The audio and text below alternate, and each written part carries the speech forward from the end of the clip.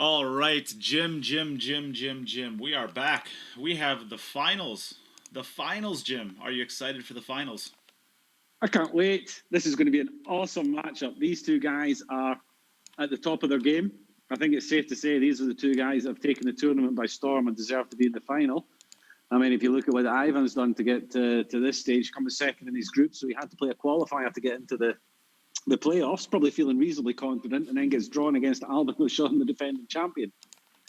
Takes care of him in a tough, tight match, and then he goes on, and then he's got to play against the number one seed, Mieszko Fortunski. So he takes care of him, and then he's got to play against Naoki Oi, and he goes a set down against Naoki and comes back and wins it. It's Konrad is just sort of, and then Konrad's just sort of flowing through the tournament, just breaking like an absolute madman. Konrad's just running over everybody, and he's just looked so comfortable. Nobody's managed to put him under any pressure. That, if anything, might be the only difference I see between these two players. Not that it will make a difference between who wins it, but Aivhan has got through his matches with somebody. He's battled every single one of them, and Konrad is just blowing everybody out. He's just blowing everyone away, and nobody's managed to put any pressure on him. Mika looked good in his qualifying match, and then all of a sudden, when he played Konrad, his break let him down. So he never really managed to put any pressure on Konrad. And then when I played him, same kind of story. Things just went wrong for me, and I never really managed to get any pressure on him. So it'll be interesting to see how Konrad reacts if Aivhan is able to put some pressure on him. But if Aivhan isn't able to early in the match put pressure on him, and Konrad gets himself in a lead as a front runner, he's been amazing. It's been incredible, just rack after rack, relentless. So I'm looking forward to a great match. I'm not expecting many mistakes. I don't think there'll be much between the two of them. And this could be a long one. This could go a long, long way, this match. I'm really looking forward to it. Yep, I agree. We have, in this format, a race to 6 best 2 out of 3 sets. So the quarters were race to 4 best 2 out of 3. The semis were 5 race to 5 best 2 out of 3. And this is going to be a race to 6 best 2 out of 3 sets. Without further ado, I guess, Konrad, you feeling good? You ready to go? Yeah, I'm ready to fight. Absolutely. And Aivhan, thumbs up if you're ready to go. Thumbs up. Perfect. All right. So it's very loud with Aivhan in his pool room, of course. There's always a lot of people in there. It's a great pool room, by the way. So we'll give the coin flip to you, Konrad. Would you like to call heads or tails? Heads. Hey, Siri. Flip a coin. Heads. Heads it is. Would you like to go first or second, Konrad? First. First. Okay. So, Aivhan, you are going to go second in the first set. So whenever you're ready, Konrad, you can get us started. Good luck. Good luck, both. Play well, guys. Good luck. Good luck to both players. I want to take this opportunity right now before we get underway to really, truly thank our sponsors for this event. None of this could have happened without our sponsors' help, and of course all of the prizes that we've been giving away along the way, and we still have to give away. They've come from the sponsor, so I really want to give a huge shout out to our title sponsor, Poison Cues, and if you have not already liked and followed their page, please just go over and give them a like. It's the easiest thing that you can do. Like and follow their page. It really shows them, if we can get people over here to go over to that page and just like and follow it, it shows them that what they're doing with our event is making a difference, which is going to make them much more likely to want to support us in the future and to support other events in the future. So please just go over there and give them a really quick share. I'm going to put it out there in the comments right now for convenience for you guys. Just head over there, please. Give them a like and a follow. On top of that, of course, this is the Kamui Brand Playoffs. Same thing, just the simplest thing that you can do to really show these companies that, you know, what they're doing with the industry and allowing events like this to happen is appreciated, is to just go over there and like and follow their page. Leave them a review as well. You know, maybe say something nice about their product, whether it's a product or whether, you know, you see them doing good things in the industry with supporting events. It really is going to go a long ways, I think, when it comes to setting up them to want to do more of this in the future. Here's the Kamui Brand page out there on Facebook right now. And of course we have Gloria Jean with Ride the 9 Tour. Let's get her out there too. Gloria, I actually saw you out there. Maybe you want to post yours out there. And then we have Jacoby Custom Cues, another big one, and I'm sure Kyle Boutte is out there as well. McConaughey's Gourmet Irish Pickles, another sponsor to the event. These are all, we just can't do it without these companies. I mean, we just can't do it without their support. So please, please, please head over there, like and follow their pages. It goes a long ways towards getting them back in the future. Yeah, massively important. Like Nate said, we couldn't do it without all these. So if you've enjoyed watching Torsten make breakfast for the last couple of weeks, then go over to the Kamui site and show your appreciation. Give them a like and a share. And it's as simple as that, really. And thanks to them for all the support. Thanks to everybody that's donated. Don't forget, you've still got some sweet prizes that you can win today. So, what a surprise. Konrad ran a rack. Yeah, Hey, well, that's Wow. got to be at least 12 in a row going back to the other matches, because, of course, he had to have won on a table run. Yeah. And he I ran haven't seen one of them for a while. 2 perfect sets from you. Yes, that was nice of him. Yeah. Okay. All right, so now Over to we're Abu underway. Dhabi. Now that we're underway, please give the stream a share if you would as well. I know we're asking you guys to do quite a bit in the beginning here, but please give the stream a share. Let's get it out there to as many people as possible. Get both of these players, especially Aivhan Maluto, a little bit of recognition. This guy is coming a little bit out of nowhere, but man, is he taking this game by storm. He is a really top player, and let's help him get a bigger platform. Of course, Konrad he's a proven champion, and of course, he's got a cute little puppy in his room. Aww. Oh, it's a little puppy. He's see that what Konrad's done there is he's realised that Wojtek Szewczak was your favourite player because he had dogs running around. So Konrad's trying to get you on his side, and he's brought a dog with him, thinking, Nate will like me better than if I bring a dog with me. All I'm saying, Jim, is we've seen 3 animals now on stream. We've seen. Fortunate. Wow. We've seen 3 animals on stream. We saw Jean Salim's cat, we saw Wojtek's dogs, and now we've seen Konrad's dog. And both other players lost when there was an animal on stream. So It's maybe it's bad juju. Who knows? And I thought my pink Mercedes was the cutest thing that was on the stream. But no, everybody's bringing animals with them now. They're stepping up their game. All right, so Konrad got away with one there. His white ball got kicked around, just caught the knuckle in the Ivan. and stayed up. Aivhan, sorry. So he's got a reasonably open table there. If the 6 passes is 7, which I think it probably does, then he's not too bad there at the moment. Yeah, I do want to. Nada Hoffman, hello, by the way. Welcome back. She said that she had to work the last few days. Bummer. But she's here now. I think that that's a perfect comment. Why do I always have to be biased towards somebody? Go Konrad. Let's see. I like to do this, of course, with everybody when we're watching a fight or a match. Let's see who you're rooting for. Let's slam the thumbs up emoji. Did you just say when we're watching a fight? You must be talking about a different match. Did I say finals, or I thought I said finals? I said finals. It sounded like you were saying fight. Well, we've discussed that already. We shouldn't go back. Yeah, right. I'm gonna say I said finals. Who knows? I was up till 4:30 commentating the Fedor and Oscar match, and then the Christina match. So a little sleep deprived maybe. But let's slam those emojis. Let's do thumbs up for Aivhan Maluto if you're rooting for Aivhan. That ball almost didn't go there. So thumbs up for if you're rooting for Aivhan Maluto, and let's see some hearts if you're rooting for Konrad. Slam those emojis. Let's see where everybody is. Let's see who everybody is rooting for.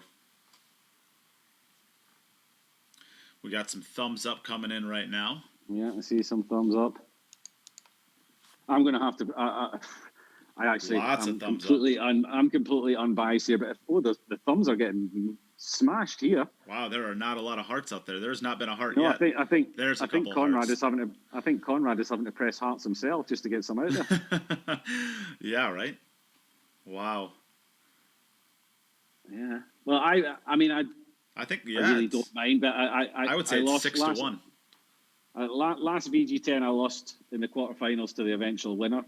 So this time I lost in the semi-final. So I go with Konrad. It's always nice if you're going to get put out of a tournament. It's always nice if it's against the guy that wins it in the end. So I'm Slightly. I'm 50.5% against 49.5% for Konrad. I'm impressed that you could do the math there, pal. I had to think about it for a Did while. you use a calculator? No, my fingers. Abacus? Ooh, the abacus. Oh. Well, he's obviously didn't pass the 7, so he's having to come round from the centre. This speed looks good, but he's going to have to go into the 7, I think. I don't think he can avoid contacting the 7. But I think so he's just got to be careful. He just doesn't want to push it into that 9 ball there. He's got to. Well, I think he would rather push it into the 9 than push it past the 9 and perhaps snooker himself. Well, Fedor, you get your prize for 97th place when you share the stream. And you get a share badge above your name. I don't care if you're the current world 9-ball champion. You're not above shaming. This is it. And this is the perfect moment. We've always said it doesn't matter who you are, we will shame you. The current world 9-ball champion has commented without a share above him. Fedor Gosh, you should be absolutely ashamed of yourself. And if you're not, we'll make sure that you feel it. Oh. And if not, we'll sick somebody on you in the pool world and the Americans. Terrible. I'm going to contact Christina and get her to give you a little bit of a slap. Well, I'm gonna contact somebody else and get him to give you a little bit of a tackle. Tackle. We know people that like to have a tackle. Too soon. Too soon? Yeah, little Chris said it was too soon. Little Chris, it's never too soon. This is a great run out. I mean, Aivhan Maluto was bailed out so many times on that run out there. He almost scratched. He almost missed the 2 ball. I mean, woof. We'll see. But that's kind of been his tournament. That's kind of been his tournament. He just refuses to go away, and he just keeps battling until his opponent just makes a mistake, and then it's finished. You know, he just refuses to go away. Fedor says, "God, I shared." Wojtek says, "Shame, Fedor, shame." Yeah. See, well, there you go. We got the world champion to do what we wanted. Yeah. I'll take that as a win. and I'll say, I got to go check Carl Boyce's Facebook page. He owes me 10 push-ups. We had a little friendly sweat bet last night in the commentary box together. I bet that Fedor would beat, we put the over-under line at 8.5 wins, and I took the under on that for 10 push-ups with Carl Boyce, and I wasn't feeling good about it for a while. What was this? At one point in time, Oscar was up 6-5, and then Fedor decided he wanted to turn on that Russian magic and finish the match 15-6. So he won 10 straight games, and now Carl owes me push-ups. Get them done, Boise. It's been a while since Carl Boyce has done a push-up, I reckon.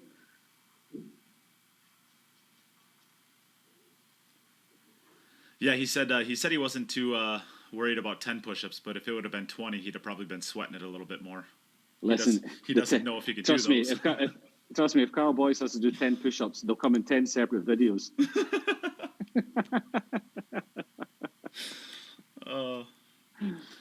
Sarah Schmidt, thank you very much. We appreciate that. Thank you. We do our best. We're not professionals at this, but we just try and keep it a little bit light-hearted, give you something to watch. And I'm glad you've enjoyed it. Thank you very much. Yeah, Sarah. And good luck to you in your pool tournament today. I know that she's at a pool tournament actually with Mike Gaines. They're both playing out of the same event. And I will be seeing them later on, actually. I'm going to swing down by that tournament once this event is done and I get all my work done. Go smash it. Yeah, good luck. Go smash it. Ooh. And that's got to run. Out. That's got to run. That's coming out perfect. That's really good. What a shot that is. Wow. So now where does the 6 ball... Do you play the 6 ball past the 7 here? I think you got the angle to be able to draw down to somewhere around the first diamond. I think it passes a 10. Yeah, I think it passes a 10. Yeah. Oh. Is that another rack? Oh, that's really good. That's really good. Yeah. Do you think this guy showed up to play some pool today? I think they both have, pal. I think they both have.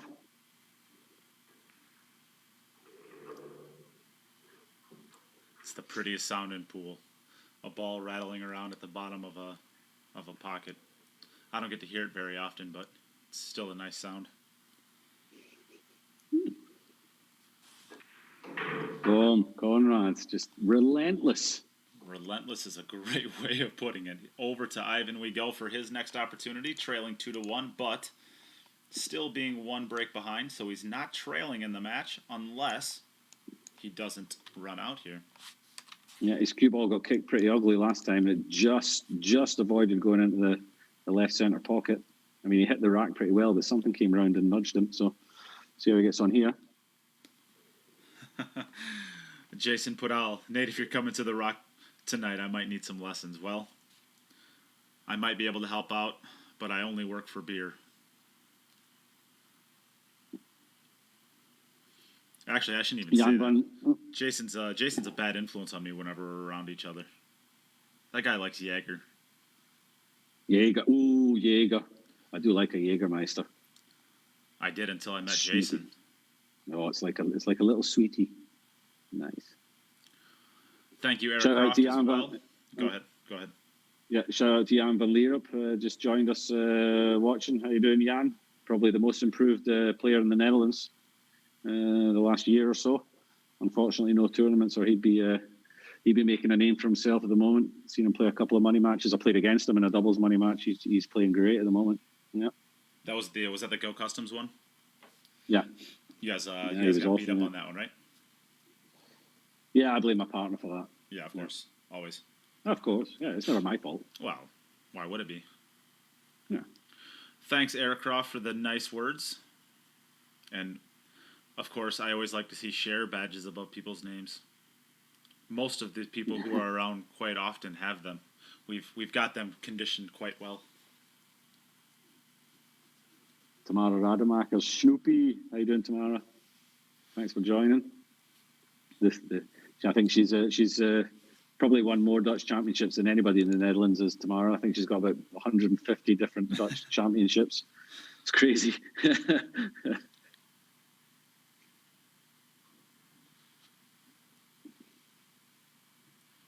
Where does the trouble come in here, Jim? I don't see it, to be honest. No, I really don't see it.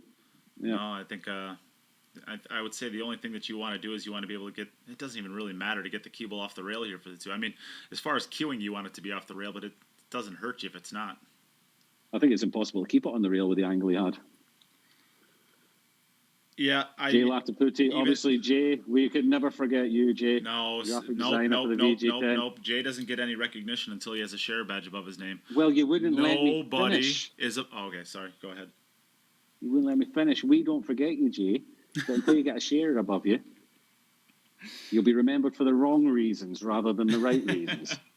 No, in all seriousness, every single graphic that you see on the stream has been made by Jay Lataputi. So the guy just does the best work. So if anybody out there ever needs graphics for anything, I know a couple people that have needed some stuff done since the last event. If you ever need anything done, reach out to me, reach out to Jim, reach out to the podcast page, or just reach out to Jay personally. And the guy does a little bit of freelance work, so he's always willing to do some work. I believe, anyways, to I'm sure he'll help get you what out. you need. If you speak to him nicely, I'm sure he'll help you out. He does a lot of the stuff for Predator as well. And I just saw on Facebook he's just received all his new gear from Predator. So he's got all new shiny stuff that he can sit and look at, since there's no pool halls open in the Netherlands, so he can't go and play anywhere. But he's got a whole load of nice shiny gear, so good for him. More time to do graphics for me, huh? Yeah. Jay does amazing work, just like Aivhan and Konrad are doing right now. Yeah. This is just you straight out, or you can go forward 2 rails. I think he could probably just come straight out. Yeah, I think that's the best option. Yeah. A little bit of twist in his cue there. We saw He this has yesterday. that a lot. Yeah. He has that a lot. I don't think that's a fault in his action. I think it's just something he does on certain shots. Well, I'm getting the impression that he just has that in his action. Well, we didn't see any of this. I don't remember seeing any of this in the qualifiers. It might be a little bit of a nervous twitch maybe that he has. He's maybe just a little bit nervous on his shots, and that's kind of his reaction, is to do a little twisting here and there. Of course, at that's middle of the pocket. Nicely done. At the interviews at the end, it's always so hard to hear him because it's so loud in his pool room. So we try not to talk too much to him. Yeah. But I think that'd be an interesting question for later on. Okay, back over to Konrad. Oh, where's the cue ball? Where's the cue ball? Oh, no. Oh, Oh, no, that shot straight in. where were these scratches against me, Konrad? not that it would have made any difference whatsoever. He's a good... Okay, so that's opened the door for Aivhan. Yeah. Perfect sets are going to be pretty tough to come across in this one. I don't expect that Aivhan will have a perfect set. I think that Konrad will have more opportunities in this set. But who knows? He has been playing really well. What it does do is Aivhan knows that he can still make an error, and it's not going to cost him too dearly. It just takes a little bit of pressure off you. I would say I don't honestly remember the last time either one of these players have missed a ball. A straight miss. Yeah. Obviously, Konrad didn't have when he played 2 perfect sets against you. Yeah. Yeah. Although, to be fair, there was about 4 or 5 that wouldn't have gone in on my table. Oh, jeez. Oh, jeez. I know. The silliness. I know. So let's see how this break goes. You want to take advantage of that piece of misfortune. You don't want to give it straight back to Konrad. Once you get an opportunity to put your foot on your opponent's throat, you want to take that opportunity.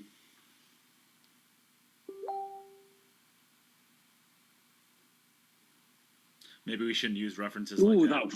You got the cue ball was heading towards the middle again. After what we saw in the video, maybe we shouldn't use that reference. Oh my goodness. Craziness in pool. All right, I want to give a couple of shout outs. A shout out to Stephen Hall for a donation you made to the stream. Although I think that was to try to get the poison cue. So yeah, came in a little bit late, pal.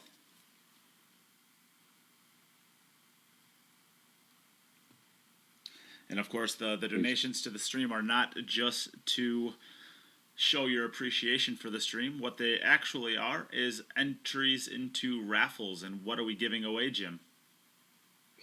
Today, we are giving away a set of Arcos balls, the original, the Arcos ones, which are very tough to get. You can't just go around to you can't just contact your local dealer and say, get me a set of Arcos, because they won't have them.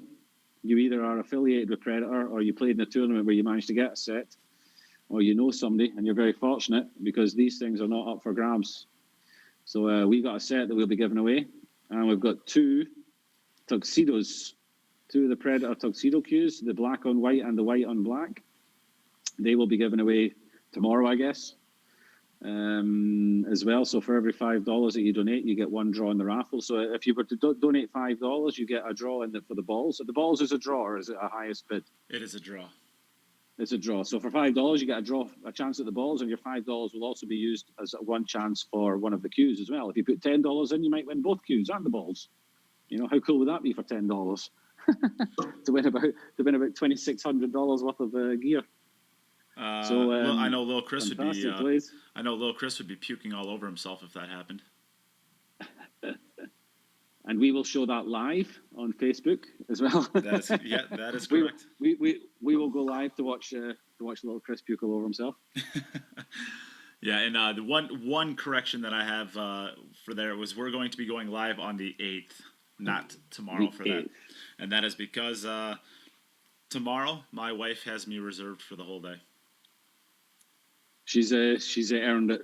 I think I know how much time I've had to spend in the evenings doing this away from my family, and I know that for Nate it's been a hell of a lot more than what I've had to do. So I think she's earned a night out, buddy. Yeah. All right, I'm going to take one step away really quickly while he finishes out this rack. Little Chris has done some work for me that I forgot about, so thank you, Chris. So he's just got a little bit of a funny angle here. I don't think he's got enough angle to draw back off the right-hand rail, and I don't think he's got enough angle to really comfortably go forward. So I think he might just have to just draw back a little bit and leave himself a half-distance 9. He may be able to get above the middle pockets to play it in the left centre. That's what he's tried to do, and he's going to leave himself a 3-rail positional shot here. He may just play the 2 rails and just settle for getting the cue ball just above the right centre pocket. That's what he's looking at there. As long as he doesn't land stuck to the rail, then it's a pretty comfortable shot. It only becomes a little bit tricky if you just get a little bit close to the rail. You've also got to be careful that you don't get too greedy and try to get too far south on the table and you end up scratching in the middle pocket. It's very easy to do from this angle. If you just get a little bit too deep on the cue ball, you can come round too tight on the angle on the top left there and end up scratching in the centre pocket. Doesn't look like he's digging into it. I think he's just going forward. He's going to leave himself maybe on the 3rd diamond. Oh, he's decided to go all the way around. He's going to leave himself 50 yard. half and half here, really. Yeah, no, he's okay. Yeah, he's pretty good. Bit less than the 50 yard. So a standard ball under normal circumstances for these guys. The 10 ball is pretty much in the spot where you'd practice these shots a lot. I think, you want to make these shots as easy as you possibly can, as comfortable, because these are the ones that win your racks and win your matches. So these are practiced a lot. Yeah, especially with the template rack, the 10 ball doesn't move very often. Yeah, if you're using it, if you're hand racking, then it's most of the time the 10 ball is not still there, or the 9 ball when you're playing 9 ball. But if you're using a template rack, then this is pretty much always the last shot if you're racking them properly. Yeah, and you don't play a perfect positional shot. Yeah. All right, so back over to Konrad for his now trailing 3-2. Yeah. A lot of match left to be played yet, though. Scratched into the top left the last time. I didn't see if it was if he was kick scratched or if he went straight in, but he's taken a little bit off that and he's gone dry. Wow. Now this is what happens if something happens on your break and you think I need to change something, you can go a little bit softer because you're a little bit scared of the scratch. Maybe you don't put as much draw on the cue ball because you're scared of the scratch, and then you start missing the balls as well. Yeah, and when this starts happening in this format, then things can go south very, very quickly. The one thing you don't need to be doing is doubting your break. So we'll see if Konrad can solve that in the next rack, because that's worrying for Konrad now. Yeah, the first break was it was shot straight into the top left corner. See, and that's it. If it had been kicked in, he might not have adjusted anything. But because he's gone straight in, he's decided to maybe adjust something, put a little bit less effect on it, and then the balls to the middle pocket end up going low because you haven't put enough draw on your cue ball. Yep. So Andrew Lang question: any idea where Aivhan is playing physically? Yes, he's playing in Abu Dhabi, in the United Arab Emirates at Power Break Bar and Billiards. I think is that right? It's something like that. It's Power Break something or other. Yeah. Power Break Billiard. I'm sure if you put Power Break Abu Dhabi then into your search engine, then I'm sure it would find this place. Yeah. It is a Power Break Billiard Hall, and it is owned by Jason, who's probably can hear us. I think he's normally listening in. And it is sweet. Room. Look at that floor. Look at that shiny floor.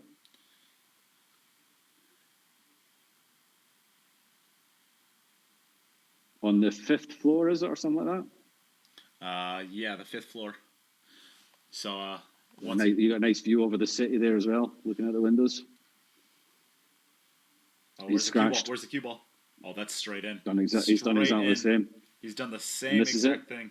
The 5 ball almost saved him, but almost. If you just don't catch it square, then you can scratch very easily with that kind of break. I know from experience. Konrad checking the rack just to make sure everything's a little tight. He's been given a second chance in this. Of course, Aivhan still controls his own destiny because he has the one rack advantage here. But Konrad has got to feel thrilled about getting an opportunity to at least apply. Oh, where's the cue ball again? He didn't have that square either, but he made the 4 ball. And the 2 ball clears. The 3 ball needs to fall. It's not going to, but it shouldn't be a problem. Where is the 4 ball? Because that 3 ball is very deep in the pocket. The 4 ball went in, so the 5 ball is up beside the 3 ball then. So it's not too bad. Shouldn't be an issue. If he'd had to come down table somewhere from that 3 ball, then that's a horrible place to get out of. Yeah. And actually, maybe the 3 ball makes it. You never like to shoot out of the pockets like that when they're that deep. They're just really hard to get the cue ball out of. But maybe with where the 2 ball is, it might have been a little bit tricky to get from the 2 to the 5. Depending on where he's at with that line of balls, the 7, 8, and 9. Well, he doesn't want to have too much distance between the cue ball and the 3 ball, because playing position on the 5 is from distance. Well, I think it's From okay the as long 3 as you to get the onto the 5. right rail. As long as That's you're why on he's the tried right to rail. get That's why he's tried to get as close to it as he possibly can. It's a great shot. So he'll just screw along the back of the 5 here. Ooh, left it a little bit shorter than I would have felt comfortable No, I doing, think he's but it's okay. perfect. I think he just stuns down towards the middle diamond there, and then that'll float him down towards the 6. I like getting that shot all the way over to the left rail personally. Never have to worry about getting a bad angle in there. But it can go a little bit tricky if you end up getting straight in by just hitting a little bit too soft. I think he might be a bit straight here. I'm not sure if it passes a 9. He may have to take the combination 7-8 combination, or he's going to have to put a big stroke on this. Maybe He's looking looking at at the the bank. bank. I think he can go forward with it and play it into the top Does it- right as well, or Yeah, the I left, don't right know. middle. Yeah, I think he's going to play the bank. I think he. No, just- he's come back with it. That's not too bad. Yeah, nicely done. Just needs to be a little bit careful about the speed here. He doesn't want to get too far over to the right and get hooked by the 9, but he shouldn't be an issue, I wouldn't think. Probably wants to be somewhere even with the. Oh, he's going over and back to make sure it doesn't happen. Oh, friendly little tickle. And that's a friendly tickle, so it's just a stop shot from there. He can go forward and back out again. Yep. Got a little bit fortunate, although that's one of those that you're not trying to contact the 10, but it would have taken a lot of work to get funny on that 10 ball from there. It's easy to say he got fortunate not to get hooked, but at the end of the day, he'd have been massively unfortunate if he had got hooked. Yeah. So that ties it up, but Konrad did have the first break. So Aivhan still Ivan's has the still in control. opportunity to have a 1 rack advantage going to this race to 6. Best 2 out of 3 sets. This is the first set.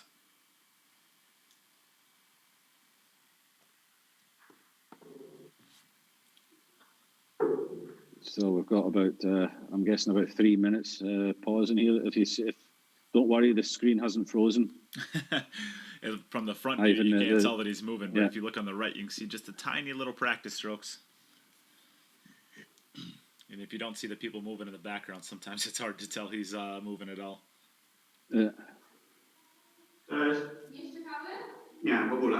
Dobra, bo oglądałyśmy specjalnie, żeby ten... Aha, nie, nic. So I said that one better. The, Four ball went in. the joys of playing pool from your home. The 1 ball's gone down as well. The 6 and the 9 separated okay. This doesn't look too bad. He's going to have to get from the 3 to the 6. Well, I would say the No, 6 to the 7. 3, 5, 6.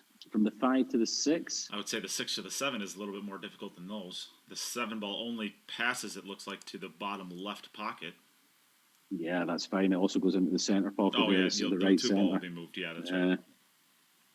Well, I'm not sure that it does go into the side. What do you think from the side view? If you look at the side view, it looks like the 10 ball's covering up quite a bit of it. No, I think you're good. I think from where it is there, if it goes in one pocket, it goes in both. I don't think the 10 can cover one and not the other. You know what I mean? Where it is just now. If it's going to cover one of those pockets, it would have to be covering the corner pocket, no? I'm telling you what, if it goes to that right middle, it doesn't go to that right middle comfortably. Look at it. Look, at the end of the day, you wouldn't want to play it there just because of the angle into the middle pocket. Yeah. You know, it's a diamond table. These diamond middle pockets are not massive when you're looking at them from that side. But to be honest, any sort of angle on the 7 should really be able to get them back to the other side for any angle on the 6. He should be okay, really. Yeah. Oh, he almost missed that ball there. He hit that into the furthest left part of the jaw while it still doesn't rattle. That's woo. Okay, so he just wants to make sure anything here except for straight. Oh, I should say that we're giving away a jump break cue too for the highest donator of the day. I forgot to mention that earlier, Jim. Let's do it. Let's do it. We have another one of those things left, and let's give it away to the highest donator today. So if you would like a $250 Poison jump break cue, you can win it by being the highest donator of the day. Currently, with the donations we have out there, a $25 bid is winning it. What? Well, it's early. We're not giving away that for $25. I refuse. It's early. $25. Who knows? Who knows, pal? That's almost as bad as not having Shearer above your name. Well, let's not get carried away. That's true. That's the worst. That's the worst thing. It's almost as bad as tackling your opponent. Oh man! Don't be straight. Don't be doesn't want to straight. be underneath That's gonna it be either. nice. No, underneath it's fine. Well, I mean, if you can go up, if you can sneak past the 10 ball, that looks like a lot of angle. No, he wants to be underneath he wants to also be underneath the line of the 7 as well to just have a natural angle to go up for the 8. Yeah, yeah, he can sneak just underneath the 10 ball. It looks like, yeah. So that's probably about the perfect spot.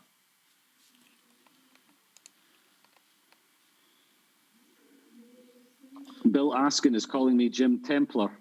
What part of the world are you in? Well, Bill, my name is actually Telfer, and I'm from Scotland originally, but I live in the Netherlands now. And that's that is the second ball that he has made in that way now. And I am wrong too, by the way. John Meyer, I hope that's pronounced right. Meyer. He runs the Nuts Global Billiard and Pool Resource page. I actually missed his. He has a $50 donation in for today, so he is actually the current leader of the Poison Jump Break Queue. Little Chris, you behave yourself. And Anthony A. Jones, where do you submit bids, donations? If you look at the pinned comment at the bottom of the comment section there, you'll see all the ways you can donate. For every $5, you get one ticket in the draw. Yes, and your ticket is good for not only a set of Arcos 1 pool balls, which have never been released to the public, so they are completely, basically unique, and this might be the only chance you ever have to win another set of them because the Predator Arcos 2 are out now. So, this might be your only chance. Now, that also gets you an entry in for the Arcos 1 balls. It also gets you into a separate drawing for 2 Predator Tuxedo pool cues, about $2,200 worth of cues. Cool. So two Bill chances Askin, to win. Bill Askin says he noticed my Dutch accent. I can promise you I don't have a Dutch accent.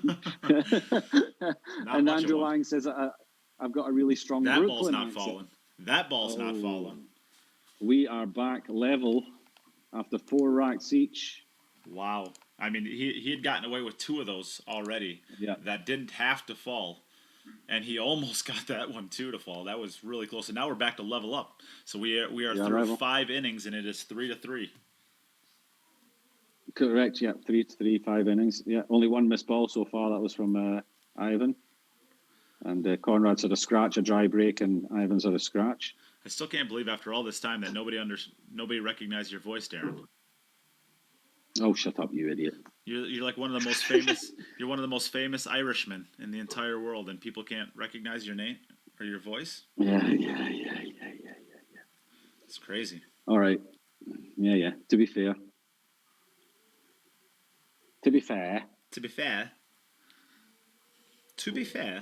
I'll tell you what. I actually got to commentate with Carl last night. He's just one of the guys. You know, he doesn't have an ego. He doesn't have any. He's not proud. He's not egotistical. The guy is just one of the. He's just one of the boys. He's just a really, really authentic dude, and he likes to poke a lot of fun and have a little bit of fun with some sarcasm. But the guy is pretty authentic. He's a pretty good dude. Yeah, we have some good banter, me and boys, with each other. But he is actually genuinely. I hate to say this, but he is generally actually a nice guy. He is, yeah. But really I do remember when he was active in the pool world and the Moscone Cups and stuff like that.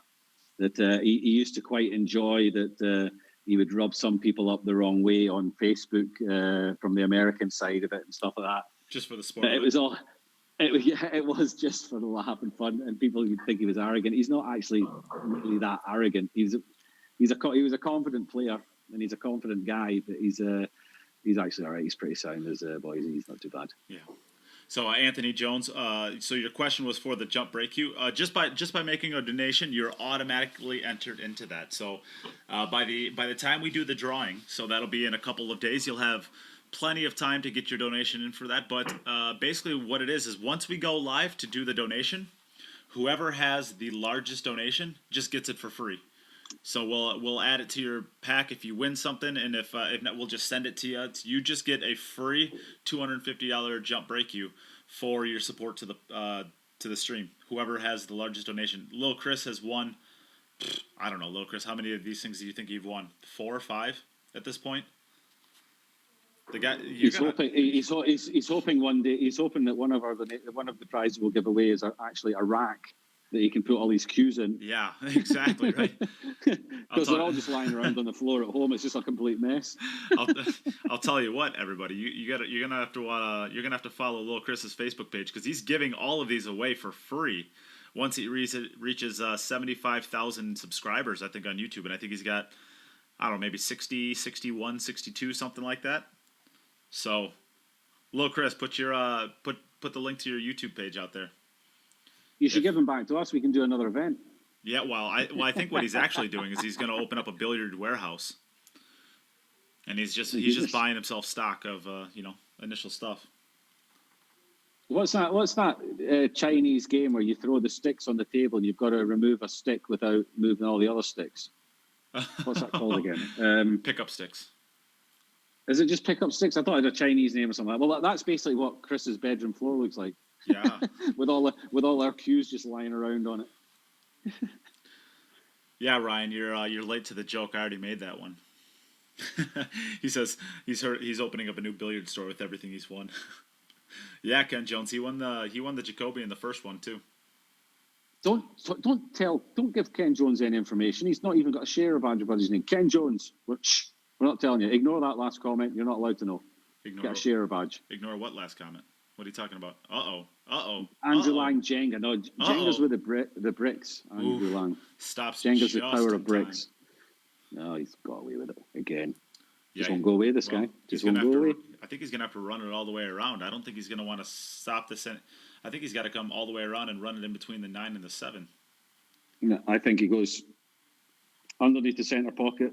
Oh, he could just run out there. Is it far enough away from the rail? I thought he might just screw it in with a lot of right hands effect and come long rail, short rail back to centre table. But I think he can just roll it and he's going to have an angle on the 5. Okay, it's actually a perfect angle. Just float down for the 7 again. Yep.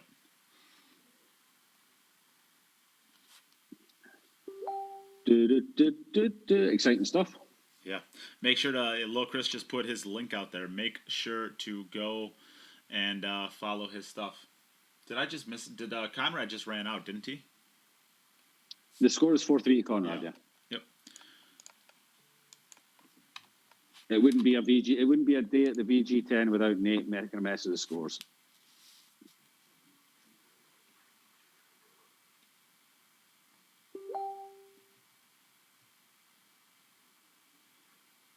Is it going to make it 4-4?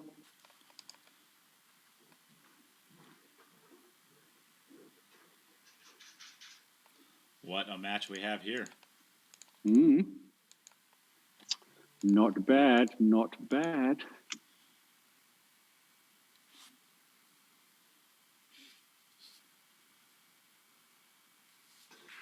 Ken Jones says he could share if he would share if he could, but he can't. The computer isn't his, and the owner has rules. Interesting. What about our rules? Yeah, does the owner of the computer understand what our rules are? We're very strict with our enforcement.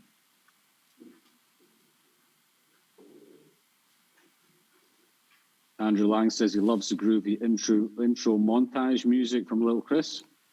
That's all very well, but what are you doing watching Little Chris when you should be watching us? I'm assuming you've got 2 devices.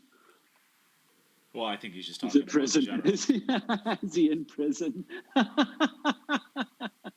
I like that comment. That is a good question. It seems like a fair question, you know. It does, yeah. We'll give a shout out to Penrose Q's and Kenneth Jones that have made donations to the stream, as well as Daniel Caples, one of the 2. Sorry if I pronounced that wrong. And Penrose Q's actually tied the highest bid for the event. So if it stays at $50, Penrose Q's and Jean Mayer will be having a random draw to see who wins it. Penrose Q's, Tom Penrose. How you doing, Tom? He's over here in the Netherlands as well. Plays in one of my fellow competitors in the Dutch seniors. Good player. Just rolling this ball in. Oh, he really fired at that one.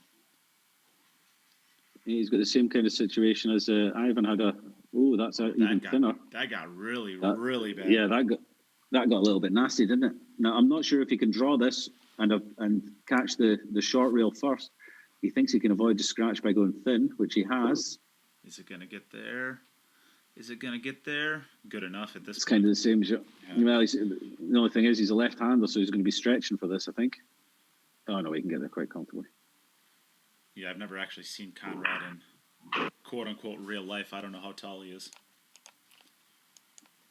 Seems to be plenty tall enough. Didn't even have to worry about an extension. All right, it's back over to Aivhan. Extension! You Brits. You Brits and your angry words towards our U.S. players.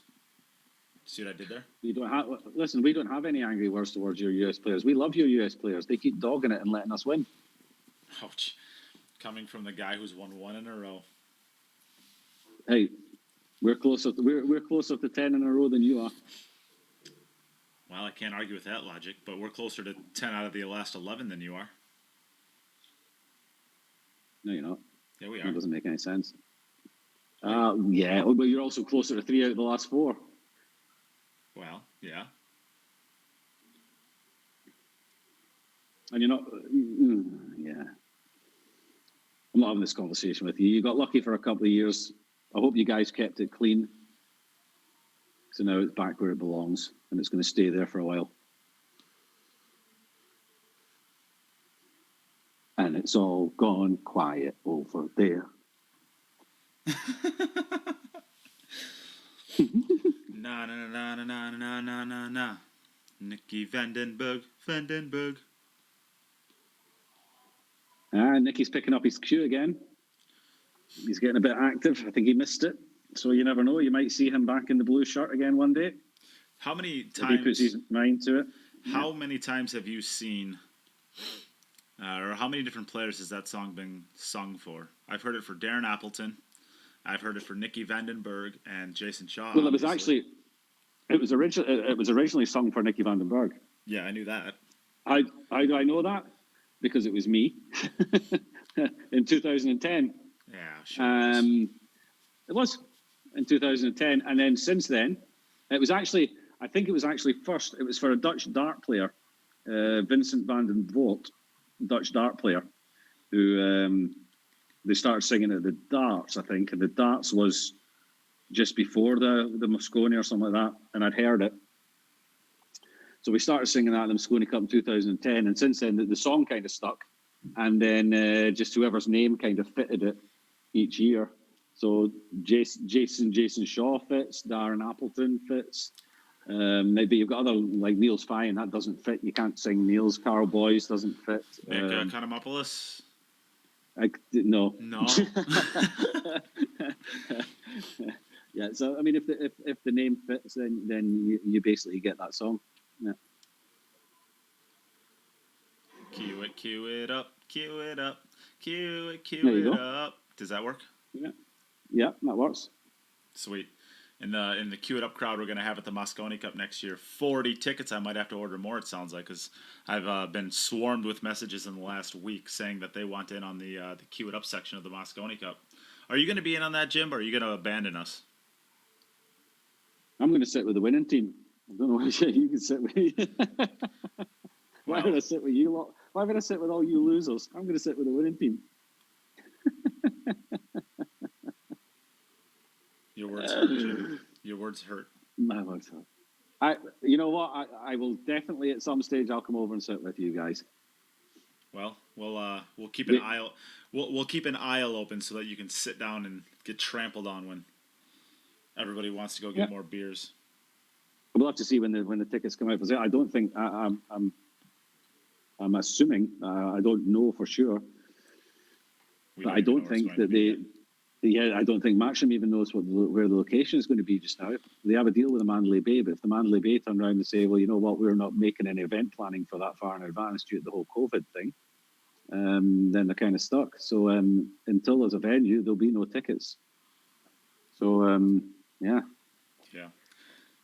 A couple of people out there tuning in. Ryan Harmson, he is going to be in our section. Nada Hoffman says that she's going to be in our section. Not a Hoffman's going to be there with pickles and tomatoes. I'm sure Little Chris we'll convince him. Little Chris says there'll be a seat reserved for me right in the bathroom. That's good of you, Chris. But not even in a stall, like just right next to the last one. Like you don't even get to be in. Yeah. You don't even get a whole stall for yourself. I'm just gonna sit on the floor in the bathroom. Yeah. Exactly. So Ivan's going to tie us up at 5-5. Hold on. Penrose Q's reached out to me via PM and asked the question, if you make a second donation, do the donations stack? Meaning, let's say somebody made a $5 donation and a $10 donation. If you were trying to compete for the jump break queue, would you be at 10 or would you be at 15? You would be at 15 for that. The bids are stackable. Oh, that 4-ball just got caught on its way to the centre pocket there. That's going to be dry. Yep. Oh, the man. 4-ball was heading straight in and it just got clipped by one of the 4 railers. By the 9-ball, I guess. And it kept it out. It's a terrible So, timing for that. Ivan is going to have an opportunity here to win the first set. Junior Carter said if he goes, he'll make sure to bring some tissues for you, Jim. That's nice of you. That's all I'm going to say. Junior, thank you. That's nice of you. You obviously have no idea what you're talking about, but, you know. I think Andrew Lang is making fun of us. What a mean man. What a mean man he is. He doesn't appreciate us singing for him. He can't even pronounce. He can't even spell singing. Really? You're going to insult me? You're going to insult me with your bad grammar? Andrew Lang, yeah. Andrew's a fun guy. He's a funny guy. But I'll tell you what, you never pick on the guys that have a platform. You don't win that very often. Mm-hmm.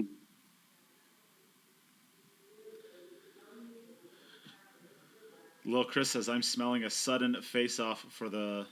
I'm assuming he meant sudden death face-off for the first set. Well, not if Ivan runs this out. No, if Ivan gets this one, yeah. Yeah, this is it. This is for the win. This is for the first set right here.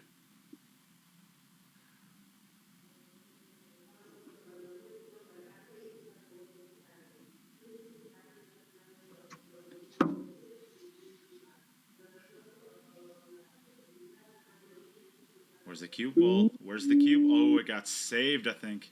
He did make a ball though. Oh, He hit that. He didn't hit it well. I mean, it's maybe just a little bit the pressure. The opportunity was there for him. and Konrad is going to Hit be that break really bad. sprinting up for his opportunity Yeah. here. So we are in sudden death. We are, essentially we are in It's sudden death, aren't we? 5-5, but it's essentially sudden death. Yeah. Well, we kind of were already, weren't we?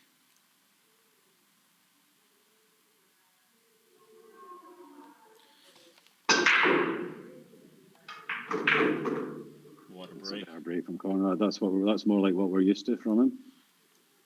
Two ball and the looks like the 2-ball and the 7-ball are tied up a little. And actually, where does the 2-ball go? I guess it has to pass into the bottom left as we're looking at this. I think it passes to the bottom left. Yeah. Little Chris is all proud of himself now. If not, it'll certainly go into the right middle. It's all about getting back up to the up table for the 3. You don't play in the right middle because you need to get up there for the 3 and the 7 balls in the way. So yeah, just go forward just a couple of inches, and then you can go forward. Ooh, you might be a little bit straight. This might be a straight drawback here. I don't know if going forward is really a great option now. I think worst case scenario is he can just stop his cue ball right where it's at and just take a longer thin cut on it. Yeah. Shouldn't be an issue. It's a real bit, but it's a real slow one. He's going to have to play to hold for the 5, where that 6 ball is.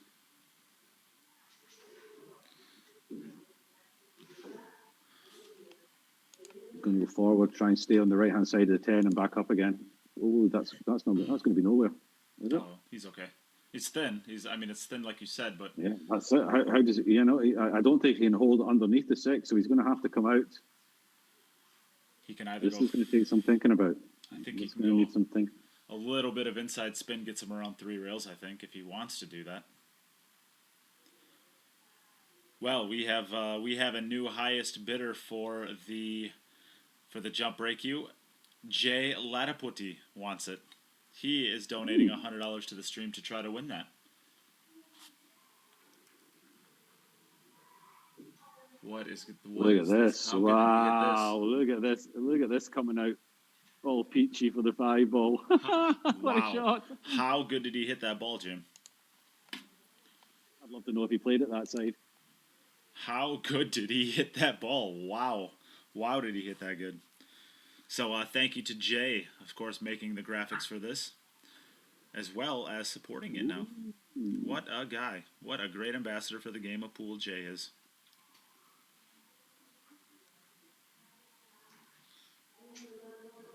That 5 ball is definitely, I guess I should say positioning onto that 5 ball is definitely the shot of the day so far. Oh, this is pretty good too. This has been a pretty tasty rack he's gone here.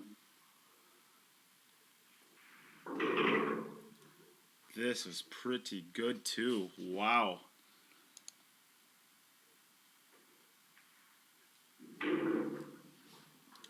Wow. What a shot. What a run out. Now then, puts the pressure on Aivhan.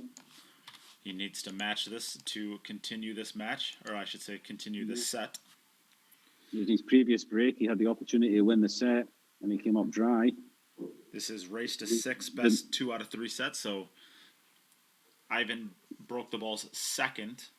Everybody has a chance to match their opponent, so that is why we are still playing, even though he's made it to 6.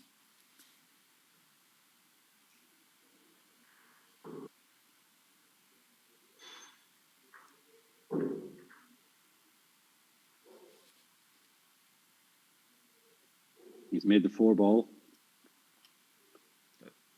And everything looks not too bad there. The 6 to the 7, depending on how he gets on the 6, maybe. Yeah, the 1 ball, I guess the 1 to the 2 isn't. Does it go by the 5? Probably goes by the 5, I guess. So probably you'll just want to come straight on the 2 ball. It's good. 2 times around to the right, I think, is two rails, the top rail and the right rail. You want to probably hit right around the first diamond on the pocket side. He's looking at maybe 1 rail. I'm not sure I would take the 2 rails. It all depends on on the 8 ball. I think maybe if you take the 1 rail, then you've got to really just you've got to just miss the 8. If you go the 2 rails, you don't have to worry about canning anything. And you it all depends on the angle he takes you. You don't have to worry he's going about 1 rail. getting hooked. Is he maybe going to go 3 rails for the 2 into the center? That might be an option as well. Yeah, I thought about that shot, but it doesn't help you much for the 3 ball, so I don't think he's going to... It's really good. That's okay. Yeah. Just punch this out just a little bit, and then he'll have the perfect angle to make the 3 and float via 2 rails or 1 rail back towards the 5. And again, it's going to be how he gets on the 5 ball to dictate what sort of position he has on the 6 for getting to the 7. He's kind of just going back and forth. It's almost like a drill, right? The 1 ball top a little bit left, at this stage. Yeah. For the first 5 balls in this rack, it's kind of just going back and forth between two shots. Okay, so he just has to be mind his work here. You don't want to really get straight on the 5 because you're going to have to create something. Going forward with the 6 gets you nothing with the 7, so he's going to have to be able to get to the bottom of the cue ball when playing the 6, so he really doesn't want to be straight on this 5 ball. Straight wouldn't, well, Yeah, you don't want to land perfectly straight, but if you're close to straight, it's okay because we have seen he does have a stroke, and he doesn't need to get too far down the rail for the 7 ball. He just needs to basically past the 9 ball is where he needs to get to. Of course, you'd like to be better than that, but in this situation, you want to be making your pots as easy as possible. yeah. Was he scratched? Ooh. He didn't get the effect on that ball. He didn't get the effect on it, and this is actually not too bad. He can come out. I would be aiming to draw back to be just over the middle pocket because then it's easy to get your cue on all of the white. You end up with more room. Correct. You can get back. Yes, so he was able to come out further. So this is perfect. Now he just screws in. No, well, screws into the left rail. He's got a lot of angle on this. He ain't screwing this back. He's got to go forward. No, he's got a look. Take a look at the side view. Yeah, I mean that's a lot of angle. Oh, that's quite a lot of angle. That's a lot of angle. He's either coming back in. He's either coming back in between the 9 and the 8 ball, or he's going forward 3 rails, and it's not quite enough angle to go forward really. Without really, I'll tell you what, he's played that 5 ball quite poorly then to leave himself there. He's got to come back in between the 9 and the 8, miss both of them, and come off the rail, and not scratch in either side pocket, not make the contact with the 9 or the 8. This is tough. Oh, you could go underneath. Wow. Well, I was going to say, even if you can get underneath it, what that does is it puts you really thin on the 7 ball. So even now. No, I don't think he needs to contact the 10 here. I think he can avoid contact on the 10 and catch the bottom rail.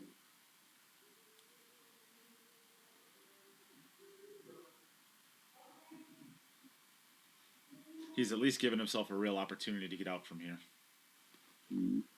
Now, what you do here is you basically hit as far up the top of the white as you can. That'll sort of bend it round the 8 and straighten it up off the cushion. You'll be able to play the 10 into the 8 into the top right-hand pocket. There you go. Really nicely done here. These are racks I like to call scrapping runouts.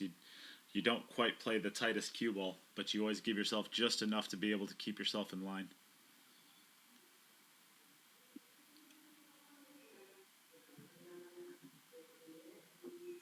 So 2 balls away from extending this set to another rack each.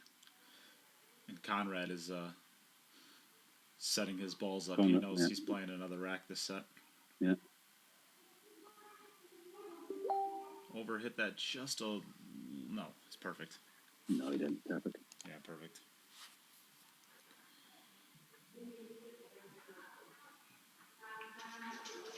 Nicely done. We have, I guess we kind of already were in quote-unquote sudden death, but now we are officially in it. This is a race to 6, and so now the sudden death rules are the first player to break and run uniquely is the winner. So if both players break and run or both players do not, then it continues on. Pretty good break here. You'd like the 6 ball to fall. If that 9 ball is covering that corner pocket, then he is struggling with a straight in shot on the 2. No, from the side view, you're kind of looking right down. I think you're pretty good on it. It definitely doesn't pass the 3 to the top right, so it's going to happen. Well, he has a half pocket for the 2, but he doesn't have to do anything for the 3 ball. So as long as he gets good on the 2 ball, he doesn't have to put any work into the 3, and the 5 ball's right there for the 3 ball too. So he doesn't even really have to work for his next shot either. No. Came up just a little bit short. Now he actually is going to have to do something. He's going to have to go to that left rail and back out maybe. If you can't hold catch that 9 ball. Yeah, nicely done. Never a doubt. So what can go wrong here? Not a lot, really. A miscue, your tip falls off, your dog jumps on the table, something like that. But the answer to the question is not very much. Not very much, no. Have you ever seen, so everybody has this kind of story of, he's okay. The 8 ball's so easy and available to that side pocket, it looks like it shouldn't be a problem. Have you ever actually seen a real life situation where somebody's tip fell off in a match? Yes. Has it happened to you? No, it didn't happen to me, but it happened to one of my teammates. He just played a very slow draw shot. Didn't even hit it hard, and you just saw his tip just fall. It didn't even jump off the cue. It just fell off the end of the cue and sat in the middle of the table. Wow. I've had a tip. And the guy who put it, and it was actually in the bar of the owner of the bar. The guy that put the tip on was the owner of the bar that we were playing in as well. So he was stood there watching, and this tip just fell off. Yeah, crazy. Didn't even split, didn't break, just fell off the end of the cue. Really, really nice there. All right, so that puts the pressure back over on Aivhan. This is so we're seeing how Konrad, he, like we said in the beginning, he never really had to play many pressure matches, right? I mean, I don't want to say he was handed everything, but he took everything. He played top-notch pool from start to finish. And we're seeing that in the crunch time, when some pressure's applied, he comes up big. He still got it. Yeah, he still got it. He's not shying away. Andrew Lang, didn't Ronnie bite one off? He's bit more off than I mean, you would think he was eating the things. It's crazy how many tips Ronnie has bitten off his cue. Well, that seems to be a weird response. What? To bite off a tip. Yeah, if he's playing it, I mean, This he's is dry. very. This is dry. This is This dry, is the Jim. end. No, he's made the 9. Is it? This is dry.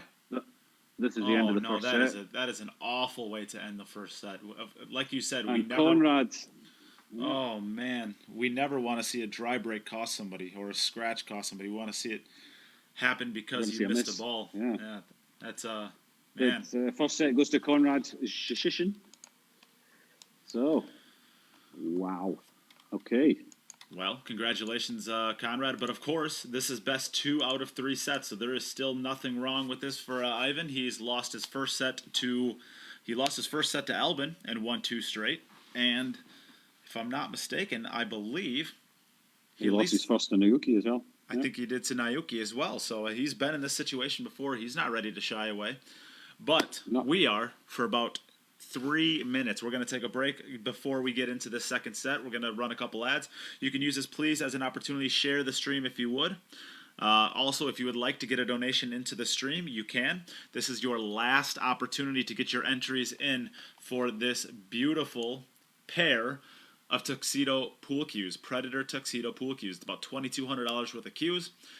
They're very hard to get your hands on right now. They were just released about a month ago, and they are flying off the shelves. They're very hard to get a hold of. We have 2 of them. We're going to be giving them away in 2 days' time. This is your last chance to get into this drawing. All the ways to do that are on the pinned comments. And on top of that, there is a separate drawing for a set of Arcos 1 pool balls, which were never released to the public either. These are a great set of balls. They're different from the Arcos 2 in that it has a pink 4-ball. The Arcos 2 has a purple 4-ball like the traditional set of balls. These have a pink 4-ball. So that is how they are different, and they're really, really, really difficult to get your hands on. They're nearly impossible to get your hands on. So if you'd like a set of balls or any of these tuxedo pool cues, all the ways to do so are on the pinned comments. And yeah, I guess we're going to be back in just a second, so don't go anywhere.